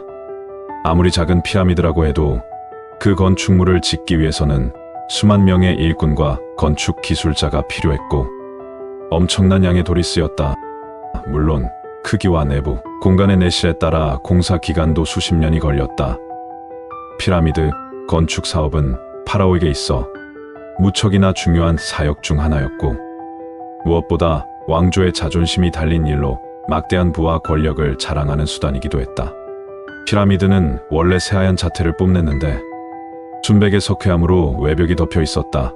세월이 흐르면서 모두 벗겨지고 말았지만 순백의 초고층 건축물이 사막 한가운데에 덩그러니 놓여 있으니 그 웅장함은 말로 표현할 길이 없을 것이다. 고고학자들은 날씨가 좋은 날에는 이집트의 남쪽 지역에서도 햇볕을 받아 눈부시게 빛나는 이집트의 피라미드를 볼 수 있었을 것으로 추정했다. 쿠프 왕의 피라미드는 20년이라는 대장정을 거쳐 완성되었다. 모든 피라미드 가운데 가장 높고 크다고 해서 기자의 대피라미드라고 불렀는데 심지어 고고학자들은 이 피라미드가 원래는 더 높았을 것이라고 했다. 그 이유는 맨 꼭대기에 있는 돌이 세월이 흐르면서 손상돼 8m 가까이 낮아졌을 것으로 추정하고 있다. 쿠프 왕의 이야기는 독일 베를린 박물관이 소장한 웨스트카 파피루스에 자세히 담겨 있다. 1824년 이 파피루스를 처음 발견한 헨리 웨스트카의 이름을 땄다. 파피루스는 이집트가 힉소스인들의 지배를 받았던 시기인 기원전 1650년에서 기원전 1550년경에 쓰인 것으로 추정된다. 여기에는 쿠프 왕의 5 왕자가 심심해하는 아버지를 즐겁게 해주기 위해 들려준 신비로운 마법사 이야기가 실려 있다. 쿠프 왕이 가장 완벽한 피라미드를 만들기 위해 지혜와 문자의 신인 토트의 비밀 문서를 찾는다는 흥미로운 내용도 있다. 쿠프 왕의 심술 맞고 잔인한 성격을 비꼬고 풍자하는 이야기도 있다. 쿠프 왕은 기자의 대피라미드를 건축하고 온갖 부귀영화를 누렸던 절대 권력자였지만 고대 이집트인이 수천 년 전 쓴 파피루스에는 파라오도 인간적인 면모가 있는 평범한 사람이었다는 사실이 담겨 있다. 이집트 최초의 피라미드. 고대 이집트 문명 최초의 피라미드는 고왕국 3왕조의 두 번째 파라오인 조세르가 처음으로 피라미드를 세웠다고 한다. 조세르는 성스러운 몸이라는 네체리케트 호루스 이름을 가지고 있었다. 상이집트 사카라 지역에 지어진 이 건물은 마스타바라로 불리는 고왕국 1. 왕조의 단층짜리 직사각형 무덤이 바탕이 됐다. 조세르의 신하였던 이모테프가 설계를 맡았다. 원래는 작은 무덤으로 시작했는데 뒷날 계속 증축을 하면서 계단 모양의 피라미드가 됐다고 한다. 조세르의 피라미드는 세계 최초의 돌로 만든 석조 건물로 1979년 유네스코 세계문화유산에 등재됐다. 축조 시기는 기원전 26세기경으로 27년이라는 세월에 걸친 대공사 끝에 완공되었는데 하술하듯 당시에는 외벽이 반죽한 백색 석회암으로 덮여 있어 더욱 완전한 각불 형상이었으며 꼭대기에는 금으로 만들어진 피라미드용 캡스톤을 씌워 화려함을 자랑했다. 그러나 이들은 고대 이집트 왕조의 쇠퇴 이후 여러 차례 뜯겨 건축 자재로 전용되었으며 오늘날에는 울퉁불퉁한 암석들이 그대로 드러난 모습으로 남아있다. 피라미드는 3800년 넘게 인간이 세운 가장 높은 건축물이었으며 고왕국 시대의 피라미드들은 기원전의 학자와 예술가들에게도 이미 현대인이 생각하는 수준의 고대 유적으로 여겨졌다. 그리스의 헤로도토스와 스트라보, 로마의 데플리니우스 등이 대피라미드에 대한 기록을 남겼다. 오늘날에도 기자의 피라미드들은 이집트의 막대한 외화를 벌어주는 랜드마크이자 관광지로 매년 1470만 명에 달하는 관광객들이 이곳을 다녀간다. 세계에 존재하는 피라미드들 중에 최고봉이라 할 수 있고, 여전히 세계 불가사의의 중심에 있는 이집트 대피라미드는 정말 그 몸집만큼이나 많은 신비를 담고 있다. 특히 매우 높은 정밀도와 복잡한 내부 체계를 둘러싼 논쟁은 앞으로도 오래 지속될 것임이 분명하다. 대피라미드를 완벽하게 에워싸고 있는 거대한 주력은 그 두께만 3m에 달한다. 피라미드와 담장은 약 10m밖에 떨어져 있지 않아서 그 중간 마당은 그리 넓은 게 못 된다. 대피라미드는 이집트 사상 제일 크고 제일 복잡하고 가장 정확하게 만들어진 피라미드였다. 그러나 외적으로 보이는 건축물의 웅장함은 피라미드 내부에 비하면 세 발의 피라는 말이 절로 나온다. 대회랑이나 왕이 묻힌 내실의 복잡하고 정교한 솜씨에 가히 경이로울 뿐이다. 올라가는 통로와 대회랑, 여왕의 방, 왕의 방 등 내부의 복잡하고 정교한 구조물은 대피라미드 이전과 이후의 피라미드에는 없는 것이다. 유일하게 쿠프 왕의 대피라미드에만 존재할 만큼 역사적 가치는 대단하다고 할 수 있다. 대피라미드의 웅장한 크기, 복잡도, 정밀도 등을 고려하면 이에 견줄 피라미드는 현재 없다. 이 모든 것들은 건축과 건설, 그리고 수학과 천문학, 기하학, 지리학 등에 대한 높은 과학적 지식 수준을 말해주는 것이며, 장기간의 시간이 필요한 엄청난 계획을 세우고 집행할 수 있는 능력과 거기에 필요한 인력을 동원할 수 있는 행정력이 있었음을 입증하는 것이다. 대피라미드는 파라오 쿠프가 주인이라는 설이 유력하지만 어디에도 왕을 묘사한 벽화나 상형 문자가 보이지 않는다. 그러나 이집트학 학자들은 대피라미드 내부의 낙서와 이집트 연대기, 헤로도토스 등을 참조하여 대체로 대피라미드가 기원전 2560년 무렵 쿠프 왕에 의해 세워졌으며 완공에는 약 20여 년이 걸렸다고 얘기한다. 이집트인들은 대피라미드를 쿠프의 아크테익베라 불렀는데 이는 쿠프의 지평선이란 뜻이다. 쿠프는 이집트 제4왕조의 파라오로 대피라미드의 주인으로 알려져 있다. 이름의 뜻은 큰 놈으로부터 보호받다이며 그리스어로는 케옵스 쥐업사고도 한다. 그러나 유감스럽게도 쿠프에 대해서는 알려진 바가 별로 없다. 신비에 휩싸인 거대한 피라미드들은 이집트 역사에서 고왕국 제4왕조 때의 스네프르, 쿠프, 카프레로 이어지는 오직 세 왕의 통치기에 건설되었을 뿐이다. 나머지 피라미드를 모아봤자 이 시기에 지어진 피라미드 부피의 41%밖에 되지 않는다고 한다. 도대체 이 시기에 왜 이러한 대공사를 했는지, 어떻게 건설되었는지 알 수 없으며 단지 이론과 학문적 추측만이 무성할 뿐이다. 그렇다면 대피라미드는 어떤 재료로 만들어졌을까? 아직도 세계에서 가장 큰 석조 건축물로 중심부는 노란색 석회암으로, 외장석은 흰색 석회암으로, 그리고 내부의 방과 통로, 지붕 등은 화강암으로 되어 있다. 피라미드에 사용된 블록은 일반적으로 석회암으로 평균 2.5톤이며 위로 갈수록 크기는 조금씩 작아진다. 바닥에 있는 어떤 외장석은 매우 커서 15톤의 무게가 나가기도 한다. 가장 무거운 블록은 왕의 방 지붕과 그 위에 중량 경감의 방의 지붕에 사용한 화강암 블록이다.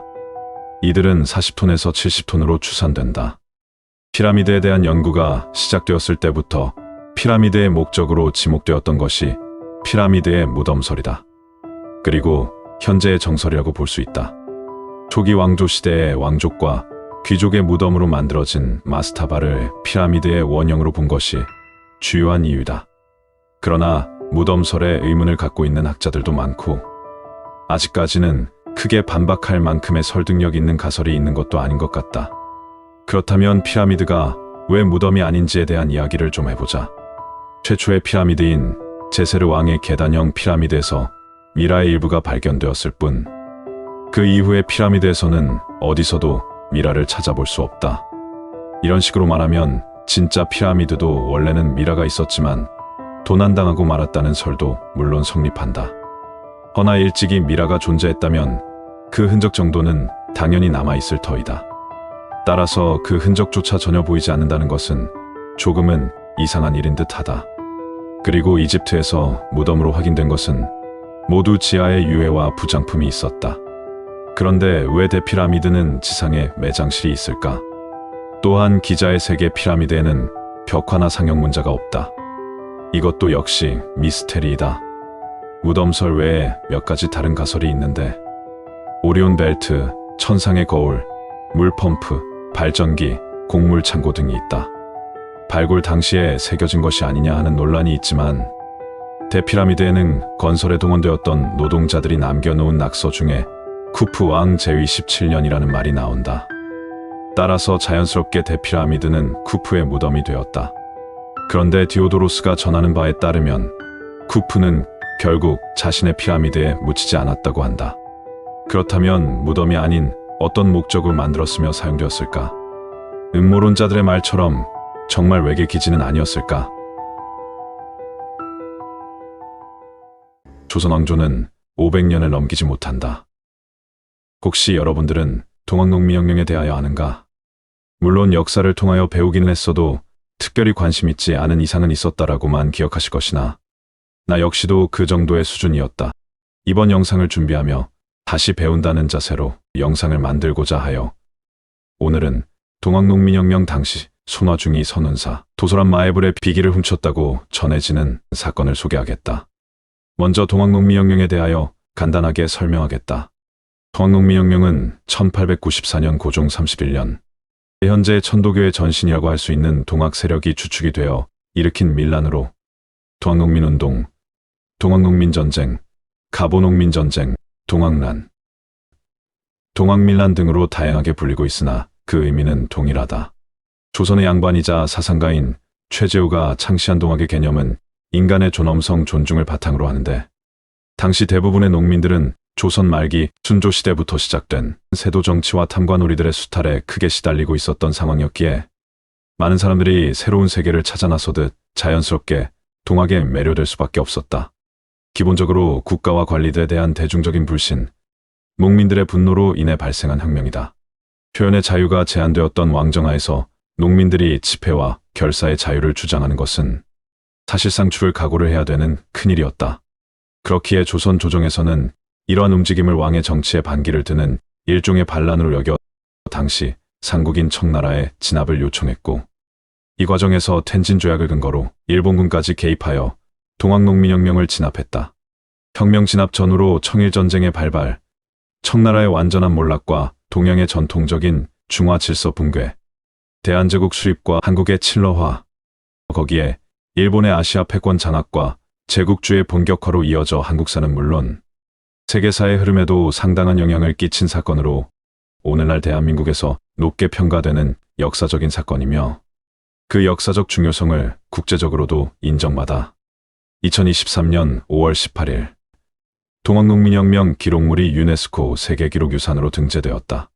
동학농민혁명에 따른 갖가지 사건을 좀 더 면밀히 들여다보겠다.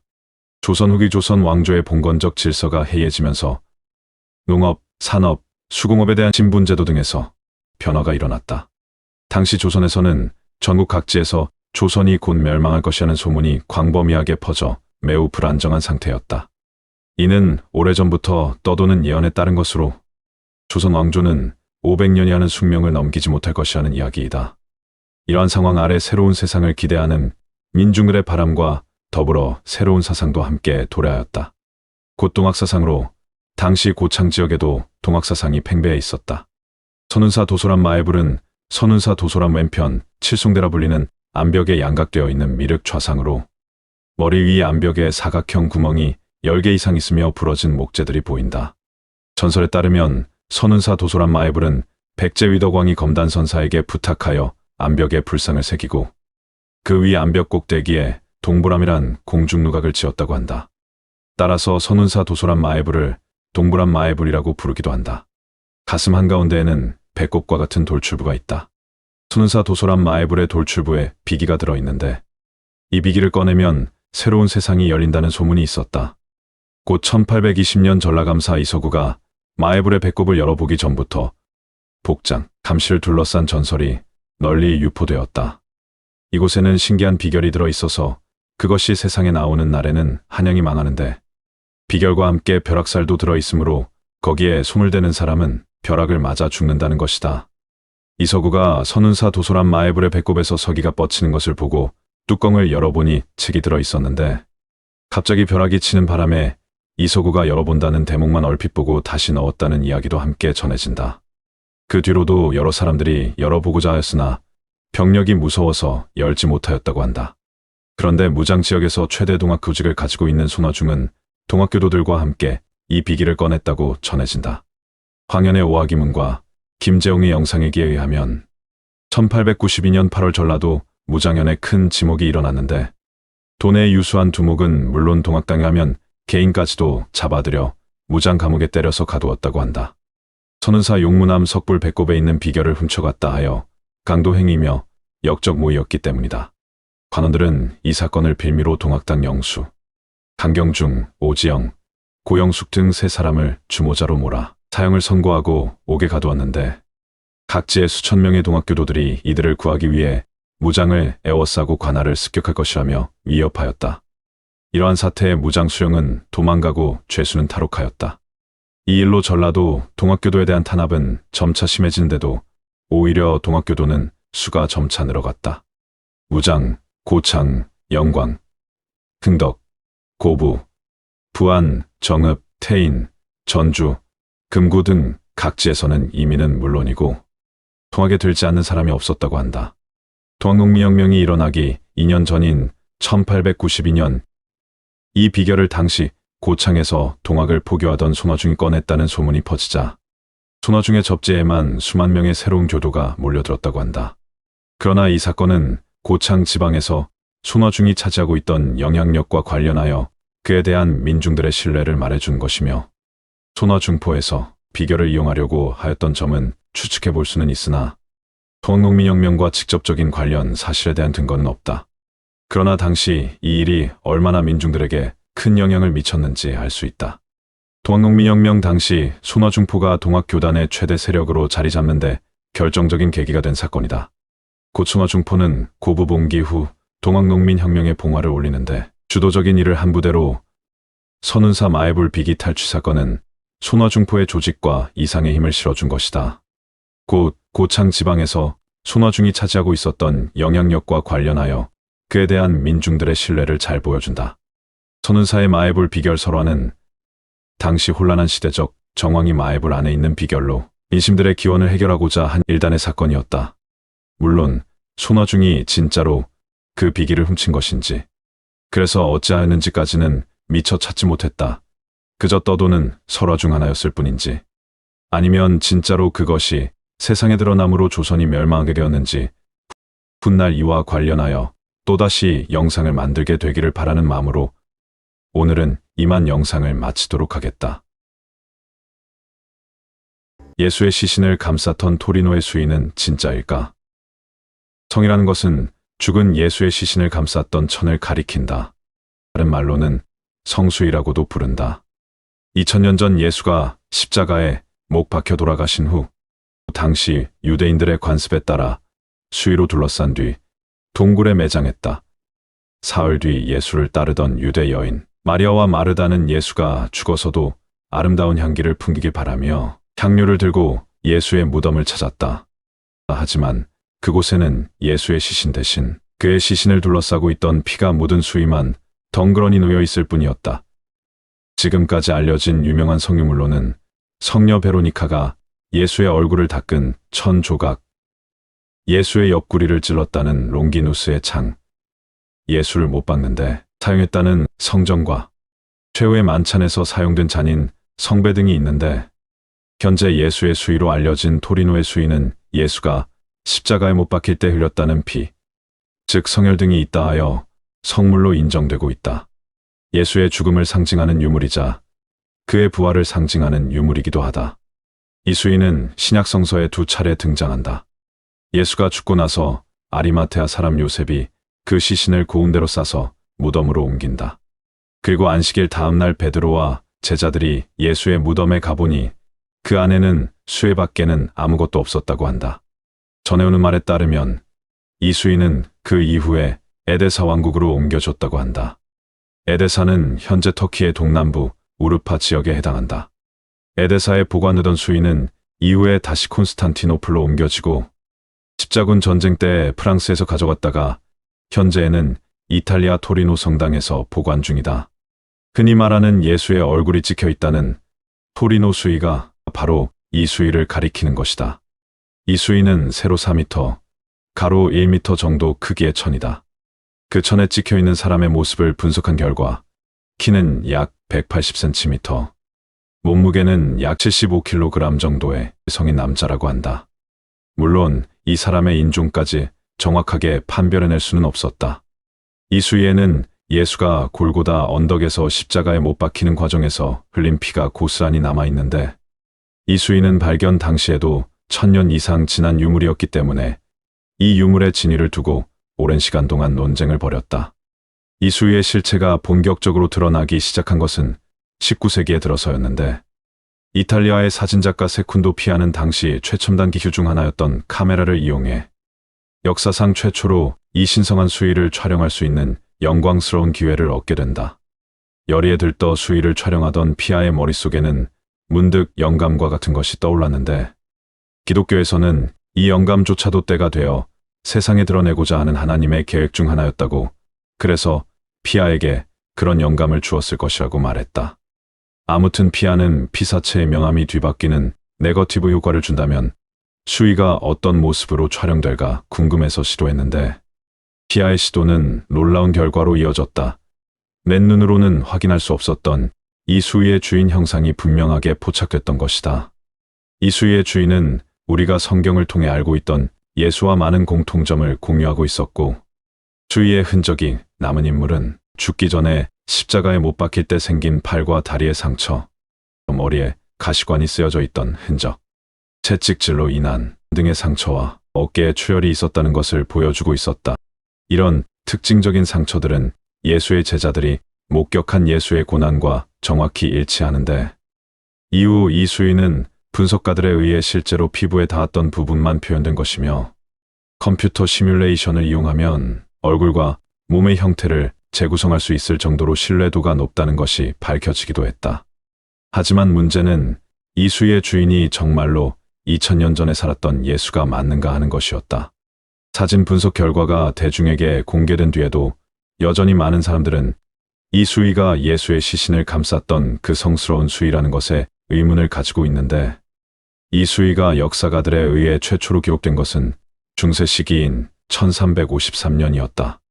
예수의 시신을 덮었던 당시에는 예루살렘에 있었을 이 수의는 어째서인지 프랑스의 릴의 성당에서 그 모습을 드러냈던 것이다. 그러나 조사 결과 이 수의를 그곳으로 운반한 인물은 중세 시기 프랑스 최고의 기사 중 한 명이라고 일컬어지는 조프르 드 샤른이었다. 그는 십자군 전쟁에 참여하여 오스만 술탄국과의 전쟁에서 큰 공을 세운 것으로 유명했는데, 샤르니는 십자군 원정 중에 술탄들의 손에 넘어가 있던 예수의 성의를 구해내고 그것을 자신의 영지로 옮겨왔다. 예수의 수의는 이레이 성당에 모셔져 있는 동안 그 유물의 역사적 의미 외에도 영적인 힘을 발휘한다는 소문으로 유명세를 끌었다. 수많은 프랑스 민중들이 이 수의를 만지면 한센병과 흑사병이 치료된다는 소문을 듣고 이레이 성당으로 모여들어 이 수의를 영접하게 했다. 이후 이 수의는 샤르니의 후손에 의해 사보이아 가문으로 넘겨진 뒤 1578년에 토리노 대성당으로 옮겨진 후 오늘날까지 그곳에 자리 잡고 있었다. 17세기에는 토리노 대성당에 화재가 일어나 완전히 소실될 뻔한 위기를 겪기도 했다. 수의가 보관되어 있는 이탈리아 토리노 성당에서 원인 모를 화재가 발생한다. 다행히 조기에 진화했기 때문에 피해는 그다지 크지 않다. 다만 화재 현장에서 남자의 시신이 하나 발견된다. 이 시신에는 뭔가 이상한 점이 있다. 혀가 절단되어 있고 양손의 지문이 모두 뭉개져 있다. 한마디로 말해서 신원을 파악할 방법이 없는 인물이다. 토리노 성당은 과거에도 수차례 화재와 절도, 미수 사건이 발생했던 곳이다. 그때마다 용의자와 범인들을 잡아들였지만 이들에게서 범죄와 연관된 말을 한마디도 들을 수 없었다. 모두 혀가 없었고 지문도 없는 인물들이었기 때문이다. 토리노 성당만을 노리고 집요하게 반복되는 일련의 범행들. 어쩌면 이 방화와 절도는 토리노 수의의 역사와 연관된 것일지도 모른다. 그래서인지 수사팀은 한편으로 성의의 역사를 추적해 간다. 중세 시기 기독교에서는 이 수위를 기독교의 공식적인 성물로 인정하는데 부정적인 인식이 있었다고 한다. 14세기 말에 교황 클레멘스 7세는 이 수위가 많은 민중들에게 화제를 일으키자 이것이 물감으로 그려낸 그림이라고 공식적으로 판결을 내리기도 했다.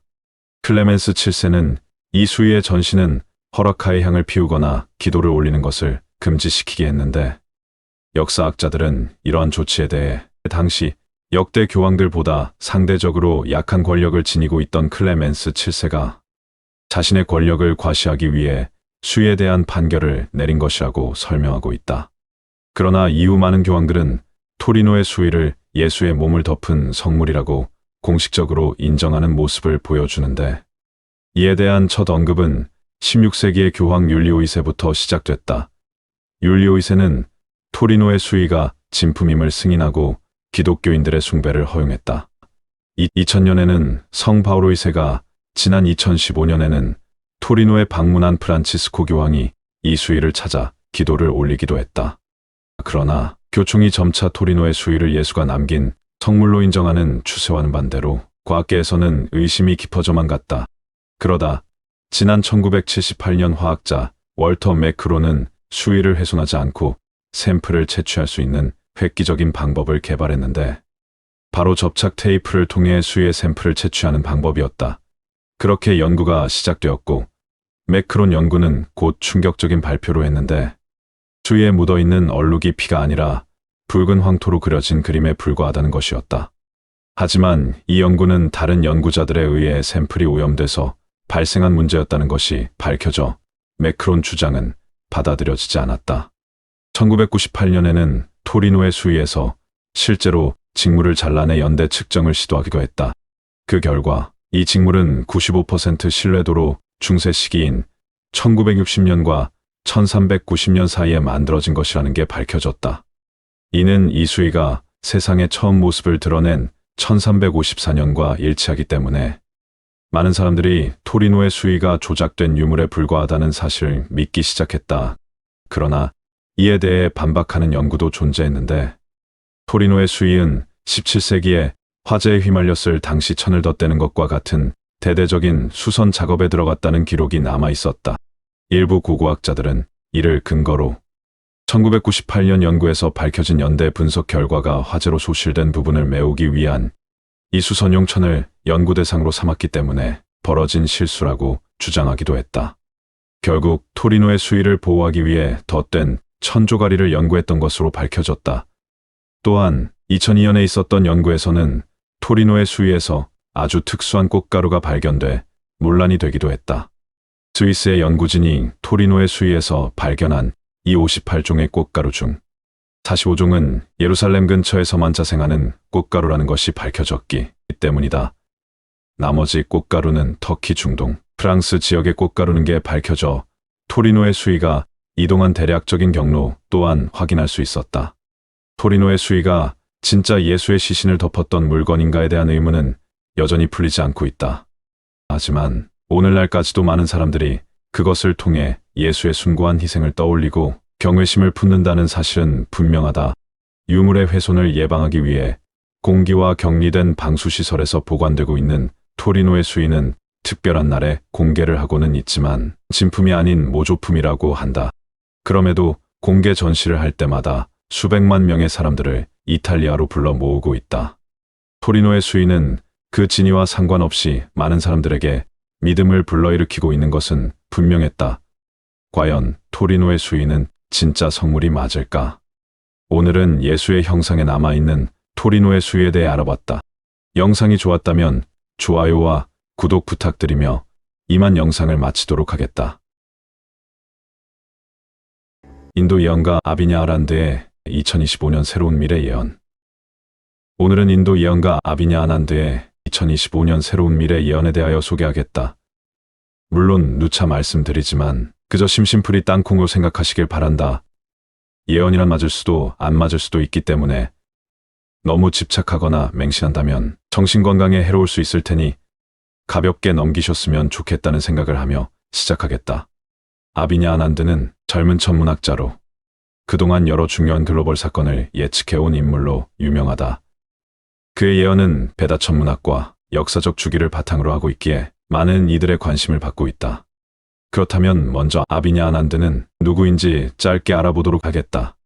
인도에서 태어난 아비냐 아난드는 불과 14세의 나이에 코로나19 팬데믹을 예측하여 큰 주목을 받았으며 이후 여러 예언을 통해 자신의 명성을 쌓아왔다. 그의 예언은 주로 천체의 움직임과 역사적 사건들을 결합하여 이해를 예측하는 방식으로 이루어진다. 아비냐 아난드는 7살 때부터 사원을 방문하며 산스크리트어와 같은 고대 언어를 배우기 시작했고 10살 때부터는 천문학 수업을 듣기 시작했는데 처음에는 나이가 너무 어리다는 이유로 수업에 적합하지 않다는 반대에 부딪혔다고 한다. 그러나 그는 곧 탁월한 학업 성과를 보이며 주목받기 시작했다. 이러한 학문적 배경은 그의 예언에 대한 신뢰성을 높이는 중요 요소 중 하나가 되었다. 그의 천문학적 지식은 단순한 예언을 넘어 과거와 현재의 천문학 사건들을 종합적으로 분석하는 데 기여한다. 그의 교육 배경은 매우 독특하다고 알려져 있는데 일반적인 학교 교육 외에도 다양한 고대 문헌을 연구하고 천문학뿐만 아니라 지리, 역사, 인류학 등 여러 분야를 통합하여 연구했다고 한다. 그 어린 나이에 이토록 방대한 분량의 전문 지식을 습득한다는 것 자체가 천재가 아니고서는 결코 쉽지 않은 일일 것이다.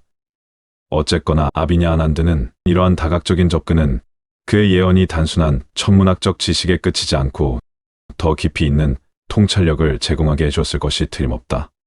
아비냐 아난드는 이러한 배경 지식을 통합해 과거와 현재의 사건을 연결하고 이해를 예측하는 데 있어 독특한 관점을 제공한다. 그렇다면 2025년에 대한 아비냐 아난드의 주요 예언들을 자세히 살펴보겠다. 앞서 이야기했지만 그의 예언은 천체의 움직임과 역사적 패턴에 기초하여 2025년에 발생할 수 있는 여러 중요한 사건들을 예측하고 있다. 먼저 아비냐 아난드는 2025년에 세계대전이 발생할 가능성을 예언했다. 그는 특정 천체의 정렬이 있었을 때 과거에 대규모 전쟁이 일어났음을 짚어가며 그대 천체의 정렬이 비슷하게 이루어졌을 때 그와 유사한 패턴으로 또다시 전쟁이 일어날 것이라고 주장하며 대규모 갈등으로 전쟁이 발생할 수 있다고 경고했다.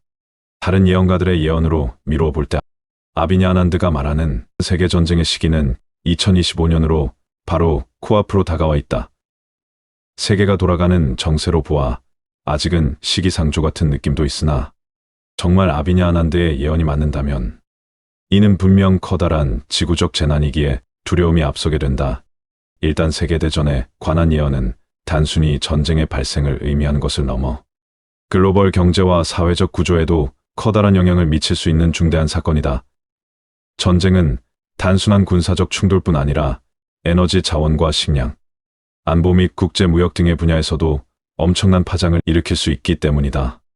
아비냐 아난드는 이러한 요소들을 종합적으로 고려하여 예언을 했을 것이다. 그저 느껴지는 대로 입 밖으로 내뱉는 예언은 결코 아닐 것이라는 말이다. 자신의 말 한마디에 세계적 파장을 고려했는 테고 그만큼 확신이 있었기에 2025년 세계대전이 발발한다고 예언을 했을 것이기 때문에 그의 예언을 그저 어린아이 콧방귀쯤으로 마냥 여기기에는 조심스러울 수밖에 없을 것이다. 특히 그는 특정 천체의 움직임이 과거 세계대전 시기의 것과 유사하다는 점을 지적하며 이러한 천문학적 패턴이 반복될 경우 유사한 사건이 발생할 가능성이 높다고 주장했다. 여기서 우리는 천문학적 패턴의 전쟁과 어떤 관련이 있는지에 대해 더 깊이 이해할 필요가 있다. 아비냐 아난드는 특정 행성이 특정 위치에 있을 때 지구상의 에너지 흐름이 변화하여 사람들의 행동에 영향을 미친다고 믿었다. 이는 과거 역사적 사건들과 연관지어 설명할 수 있으며 이러한 패턴을 통해 미래의 갈등 발생 가능성을 예측했다. 이것은 그와 비슷한 행성의 정렬이 있다고 해서 똑같은 전쟁이 이루어진다는 것보다 그럴 가능성이 있다라는 의미에서 전쟁이 있을지도 모르겠다라고 받아들이고 싶다. 어쨌거나 그는 2025년에 대규모 학살 사건이 발생할 수 있으며 이 사건이 은폐될 가능성이 있다고 예언했다. 이는 인류에게 큰 충격을 줄 수 있는 사건으로 그가 예언한 여러 사건 중에서도 특히 주목할 만한 예언일 것이다. 대량 학살 예언은 특정 국가나 지역에서 발생할 수 있다. 이는 단순히 물리적 학살을 의미하는 것이 아니라 정치적, 종교적, 민족적 갈등으로 인한 인권 침해와 탄압을 포함한 복합적인 재난인 것이다. 아비냐 아난드는 이러한 사건이 발생할 가능성이 높은 시기와 지역을 예언하며 국제사회가 이에 대비해야 한다고 경고한다. 또한 아비냐 아난드는 남중국해에서 중요한 갈등이 발생할 가능성도 예측했다.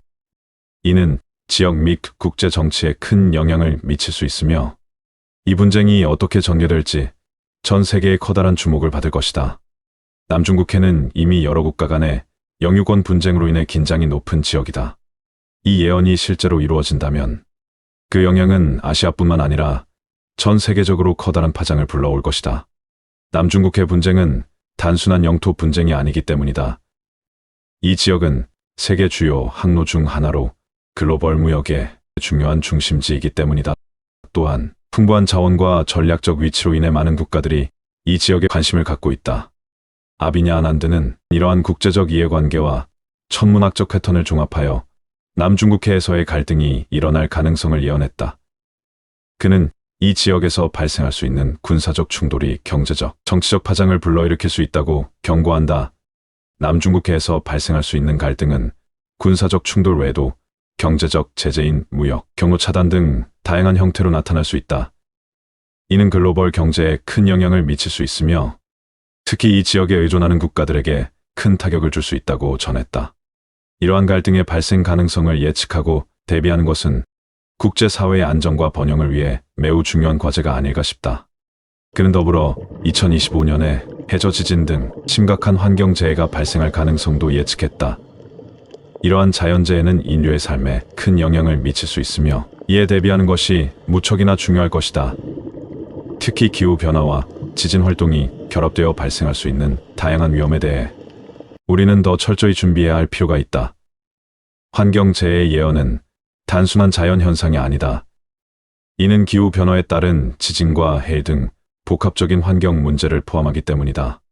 아비냐 아난드는 특정 천문학적 현상이 이러한 환경재해와 연결될 수 있다고 경고했던 것이다. 예를 들어 그는 특정 행성의 정렬이 과거의 대규모 지진과 일치한다는 점을 지적하며 그만큼 유사한 재해가 일어날 가능성이 높다고 주장한다. 이러한 예언은 우리가 환경재해에 대비한 데 중요한 경각심을 불러일으킨다. 환경재해는 단순히 자연의 힘에 의한 것이 아니라 인간의 활동과도 밀접한 관련이 있다. 기후변화는 인간의 산업활동과 소비 습관에 의해 가속화되고 있으며 이는 현재의 빈도와 강도를 증가시키는 요인이기 때문이다. 따라서 우리는 환경 보호와 지속 가능한 발전을 위해 노력해야 하며 아비냐 아난드의 예언은 이러한 노력의 중요성을 상기시켜준다. 그는 과거의 천문학적 현상과 현재의 정렬을 비교하여 미래를 예측해왔다. 특정 행성들의 정렬이 과거의 대규모 사건들과 일치하는 경우 유사한 사건이 다시 발생할 가능성을 제기한다. 아비냐 아난드는 베다 천문학의 깊은 지식을 바탕으로 예언을 한다고 알려져 있다. 베다 천문학은 고대 인도의 문학으로 천체의 움직임과 인간의 삶 사이의 연관성을 강조하는 천문학으로 알려져 있다. 그는 이러한 고대 지식을 현대 천문학과 결합하여 과거와 현재의 천문학적 현상을 분석한다. 그는 특정 행성의 위치와 움직임이 과거의 대규모 사건과 어떻게 일치하는지를 연구하며 이를 바탕으로 미래의 가능성을 예측한다. 이런 방법은 전통적인 과학적 접근과는 조금 다르지만 오랜 역사와 반복되는 경험을 바탕으로 하고 있어 많은 이들에게 신뢰를 받고 있다. 아비냐 아난드는 또한 특정 행성이 특정 위치에 있을 때 지구상의 에너지 흐름이 변하여 인간의 행동에 영향을 미친다고 믿었다. 이와 같은 신념은 베다 천문학의 원리와 일치하며 그는 이를 통해 과거와 미래의 사건을 연결한다.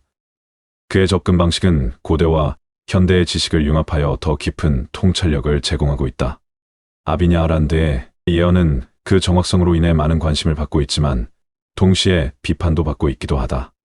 예언이 실제로 얼마나 신뢰할 수 있는지에 대해 많은 논의가 있으며 과학적 근거보다는 천문학적 신념에 기반한 예측이라는 점에서 비판의 대상이 되기도 했다. 그의 과거 예언 중 일부가 맞아떨어진 점은 무시할 수 없는 사실이다. 그는 당시 천문학적 패턴을 분석하여 2019년 말에서 2020년 초 사이에 세계적으로 큰 재앙이 발생할 것이라고 경고했고 이 예언은 코로나19 팬데믹의 발생으로 현실화되었으며 많은 이들이 그의 예언을 신뢰하게 되는 계기가 되었던 것이다. 그가 사용하는 예언 방법이 실제로 효과적일 수 있다는 가능성을 나름대로 제시했던 것이다. 또한 아비냐 아난드는 자연재해와 정치적 사건들도 예측한 바 있다. 그는 과거 몇몇 지진과 홍수, 정치적 불안정성을 정확히 예측하면서 그의 예언이 단순한 추측이 아님을 입증했다. 이러한 예언의 적중 사례들은 그의 명성을 높이는데 크게 기여했다. 그러나 한쪽에서는 이러한 예언들이 우연에 불과하다는 비판도 존재했다. 예언의 신뢰성을 평가하는 데 있어 반복성과 일관성은 중요한 요소이기 때문이다. 쉽게 말해 꾸준히 맞추어야 한다는 것이다. 어쩌다 한두 개 맞았다고 하여 그의 예언이 갑자기 신뢰감이 쌓이지는 않을 테니 말이다. 여튼 아비냐 아란드의 예언 방법은 주로 천문학적 패턴과 베다 학문에 기초하고 있지만 현대과학의 엄격한 검증 기준을 충족시키지 못할 수 있다. 예를 들어 천문학적 종렬이 과거 사건들과 일치한다고 해도 그것이 반드시 미래에도 같은 결과를 초래한다는 보장은 없기 때문이다. 이러한 점에서 그의 예언은 과학적 근거보다는 믿음과 추측에 더 가깝다는 비판을 받을 수 있다. 비판자들은 또한 그의 예언이 지나치게 일반적이거나 모호하다고 주장한다. 세계대전이나 대량 학살과 같은 예언은 정확한 시기와 장소를 명확히 하지 않기 때문에 실제 사건이 발생했을 때 그 예언이 맞았다고 주장하기 쉽다는 것이다. 이는 예언의 신뢰성을 평가하는 데 있어서 중요한 문제점으로 지적될 수 있다. 그가 말한 세계대전이 우리가 알고 있는 세계 3차 대전이 아닐 수도 있기 때문이다. 조금 큰 전쟁을 그렇게 말했을 수도 있다라는 의미인 것이다. 그럼에도 아비냐 아난드 예언은 많은 사람들에게 커다란 영향을 미치고 있다. 그의 예언을 신뢰하는 사람들은 그가 제시한 가능성에 대비하고 이를 바탕으로 자신의 삶을 조정하려고 한다. 이러한 예언은 특히 불확실한 미래에 대한 두려움과 불안을 줄이는데 도움을 줄 수 있기 때문이다. 아비냐 아난드 예언은 많은 사람들에게 경각심을 불러일으키며 잠재적인 위험에 대비할 수 있게 하기도 한다. 그의 환경재해에 대한 예언은 사람들이 대비를 더 철저히 하도록 유도할 수 있다. 또한 그의 정치적 갈등 예언은 국제사회가 더 적극적으로 외교적 해결책을 모색하도록 촉구할 수 있다. 그의 예언은 사람들이 더 나은 미래를 위해 행동하도록 동기부여를 할 수 있다. 환경보호와 같은 문제에 대해 더 많은 관심을 갖게 만들고 개인과 사회가 지속 가능한 발전을 위해 노력하게 할 수 있다. 이러한 긍정적 영향은 그의 예언이 단순한 경고를 넘어 실제로 사회적 변화를 촉진할 수 있음을 보여준다. 그러나 그의 예언이 불안과 두려움을 조장할 수도 있다. 특히 대규모 전쟁이나 학살과 같은 예언은 사람들에게 큰 공포를 안겨줄 수 있다. 이러한 예언이 현실화되지 않는 경우 예언을 신뢰한 사람들은 큰 실망과 혼란을 겪을 수 있다. 일부 사람들은 그의 예언을 맹신하여 비이성적인 행동을 할 수 있다. 전쟁 예언으로 인해 불필요한 공포를 느끼고 이에 대한 준비를 과도하게 하거나 반대로 환경재해에 대한 예언으로 인해 극단적인 생활 방식을 채택할 수도 있다. 이러한 부정적 영향은 그의 예언이 사회에 미치는 영향을 신중히 평가해야 하는 이유이다. 오늘 우리는 아비냐 아란드의 2025년 새로운 예언에 대해 알아보았다. 그의 예언은 천문학적 패턴과 베다 학문에 기초하고 있으며 이러한 예언은 많은 사람들에게 경각심을 불러일으키고 잠재적인 위험에 대비하도록 유도할 수 있음을 잊어서는 안 된다. 그러나 그의 예언이 항상 맞는 것은 아니며 과학적 근거보다는 신념에 기반하고 있기 때문에 비판도 받고 있다는 점을 잊지 말았으면 좋겠다. 다시 말해 예언은 그저 재미거리로 여기고 현실에 충실하자는 충고이자 부탁인 것이다. 오늘은 아비냐 아난드의 예언을 통해 불확실한 미래에 대한 대비와 준비의 중요성을 다시 한번 생각해 볼 수 있는 시간과 그의 예언이 맞을 수도 맞지 않을 수도 있지만 중요한 것은 이러한 예언을 통해 더 나은 미래를 위해 지금 무엇을 할 수 있는지를 고민하는 시간이기를 바람해 본다. 오늘의 영상이 여러분께 유익한 시간이 되었기를 바라며 이만 영상을 마치도록 하겠다. 피라미드 속 비밀의 방과 지하미궁. 이집트와 관련해 가장 잘 알려진 것은 단연코 세계의 미스터리라 불리는 고대 왕대 무덤인 피라미드일 것이다. 이 거대한 삼각형 모양의 피라미드는 아직 직접 직관을 해보지 못한 곳이기도 하다. 사실 사진으로만 봤을 땐 크기를 짐작하기 어려웠던 것도 사실이다. 피라미드를 이루고 있는 돌이 하나당 약 2.5톤가량이고 특히나 가장 크고 오래된 기자 대피라미드는 무려 230여만 개의 돌로 쌓여져 있다고 한다. 워낙 대형 건축물이기 때문에 높이도 상당할 텐데도 그림이나 사진만 접했을 때는 그리 큰지 잘 몰랐다. 그런데 이번에 영상을 준비하면서 그 높이를 좀 더 신경 써서 보게 되었는데 그 당시 이렇게 정교하게 지은 것도 놀랍지만 당시에는 세계 최고의 높이였다는 것에 또 한 번 놀라게 된다. 이 기자 대피라미드의 높이는 약 146.5m이고 1311년에 잉글랜드의 링컨 대성당이 세워지기 전까지 약 3800년간 세계에서 가장 높은 건축물이기도 하였다고 한다. 도대체 고대에 어떻게 쌓아 올렸는지 많은 가설과 추측들이 난무할 수밖에 없었을 것이다. 일각에서는 피라미드는 외계인이 고대인들 도와서 쌓아 올린 것이라는 주장이 있을 정도였다. 하지만 고고학자의 오랜 조사와 연구 끝에 피라미드는 당시 나일강이 범람한 기간에 농사를 지을 수 없었던 농업인들을 위한 일종의 실업 정책 중 하나였을 것이다. 라는 주장과 함께 이를 뒷받침하는 증거로 공사에 참여했던 인부들의 참여 일지나 보수, 그리고 파업에 대한 기록물이 발견되면서 미스테리가 풀리는 듯했다. 쉽게 말해 지금으로 치면 일이 없이 놀 수밖에 없는 무직자들에게 도시의 환경 미화를 위한 꽃 심기나 도시 미관을 위한 휴지 줍기 같은 그 당시 농업인들을 위한 그런 프로그램 중 하나였을 것이라는 것이다. 그럼에도 아직까지 어떻게 건축을 했는지 그 방법에 대해서는 명확히 판명되진 못했다. 그저 이랬을 것이다라는 가설만 있을 뿐이다. 전 세계인들에게 여전히 최고의 미스테리 관광지 중의 하나인 피라미드는 새로운 사실들이 계속 발견되고 있다는 점도 여전히 미스테리인 부분으로 전 세계인들에게 호기심을 더해주므로 그 유명세는 뜨겁기만 하다. 예전에 쿠프왕의 피라미드에서 왕의 묘시 발견된 적이 있었다. 그런데 놀랍게도 왕의 시신이 있어야 할 석관이 텅 비어 있었고 왕의 미라와 함께 묻혔던 보물 또한 없어진 상태였다.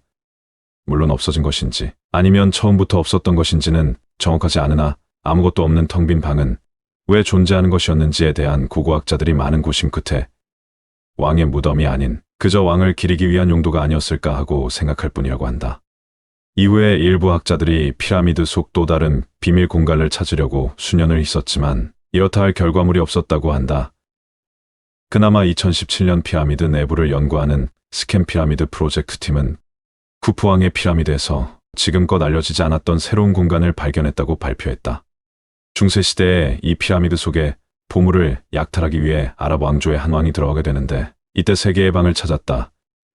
가장 먼저 중앙에 위치한 쿠프왕의 무덤이 있어야 할 쿠프왕의 텅 빈 방에서부터 복도처럼 연결된 공간, 즉 대회랑이라는 곳을 지나 아래쪽에 있는 왕비의 방이 발견된다.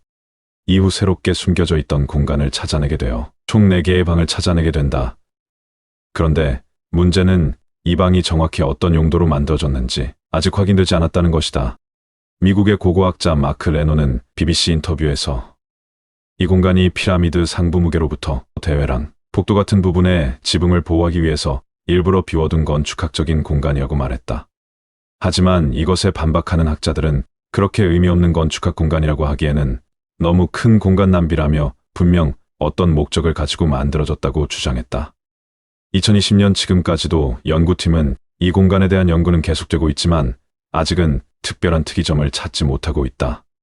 그런데 최근 이 비밀의 방에 대한 놀라운 주장이 있어 소개하겠다. 이집트 사막에 숨겨져 있는 거대한 지하미로, 즉 지하미궁의 존재 여부다. 미궁에 대하여는 영상을 만들었던 적도 있어 많은 관심을 가지고 있는 부분인데 오늘 영상을 만들면서 또다시 미궁에 대하여 짧게 소개하겠다. 지하미궁은 기원전 5세기 그리스의 역사가 헤로도토스가 역사서에서 처음 기술하기 시작했다. 그는 BC 448년 이집트 지역을 여행하게 되고 그때 거기에 대한 기록을 서술하게 되는데 내용에 따르면 모일이 호수에서 남쪽으로 약간 떨어진 악어의 도시 근처에 지하 미궁이 있는데 말로는 표현 못할 아주 훌륭한 건축물이었다라고 기록을 남겼다. 게다가 피라미드를 능가하는 엄청난 규모였다고 했으며 이 궁은 총 2층으로 이루어져 있고 약 3천여 개의 방이 있었으며 그 방들 중 반은 지하에 존재했으며 나머지 반은 지하 방의 위층 지상에 위치하고 있었다고 책에 기록하였다. 나는 2층에 있는 방들을 볼 수 있었지만 지하에 있는 것들은 왕들의 관과 신성한 악어들의 관이 안치되어 있어 외부인에게는 보여줄 수 없다고 했다.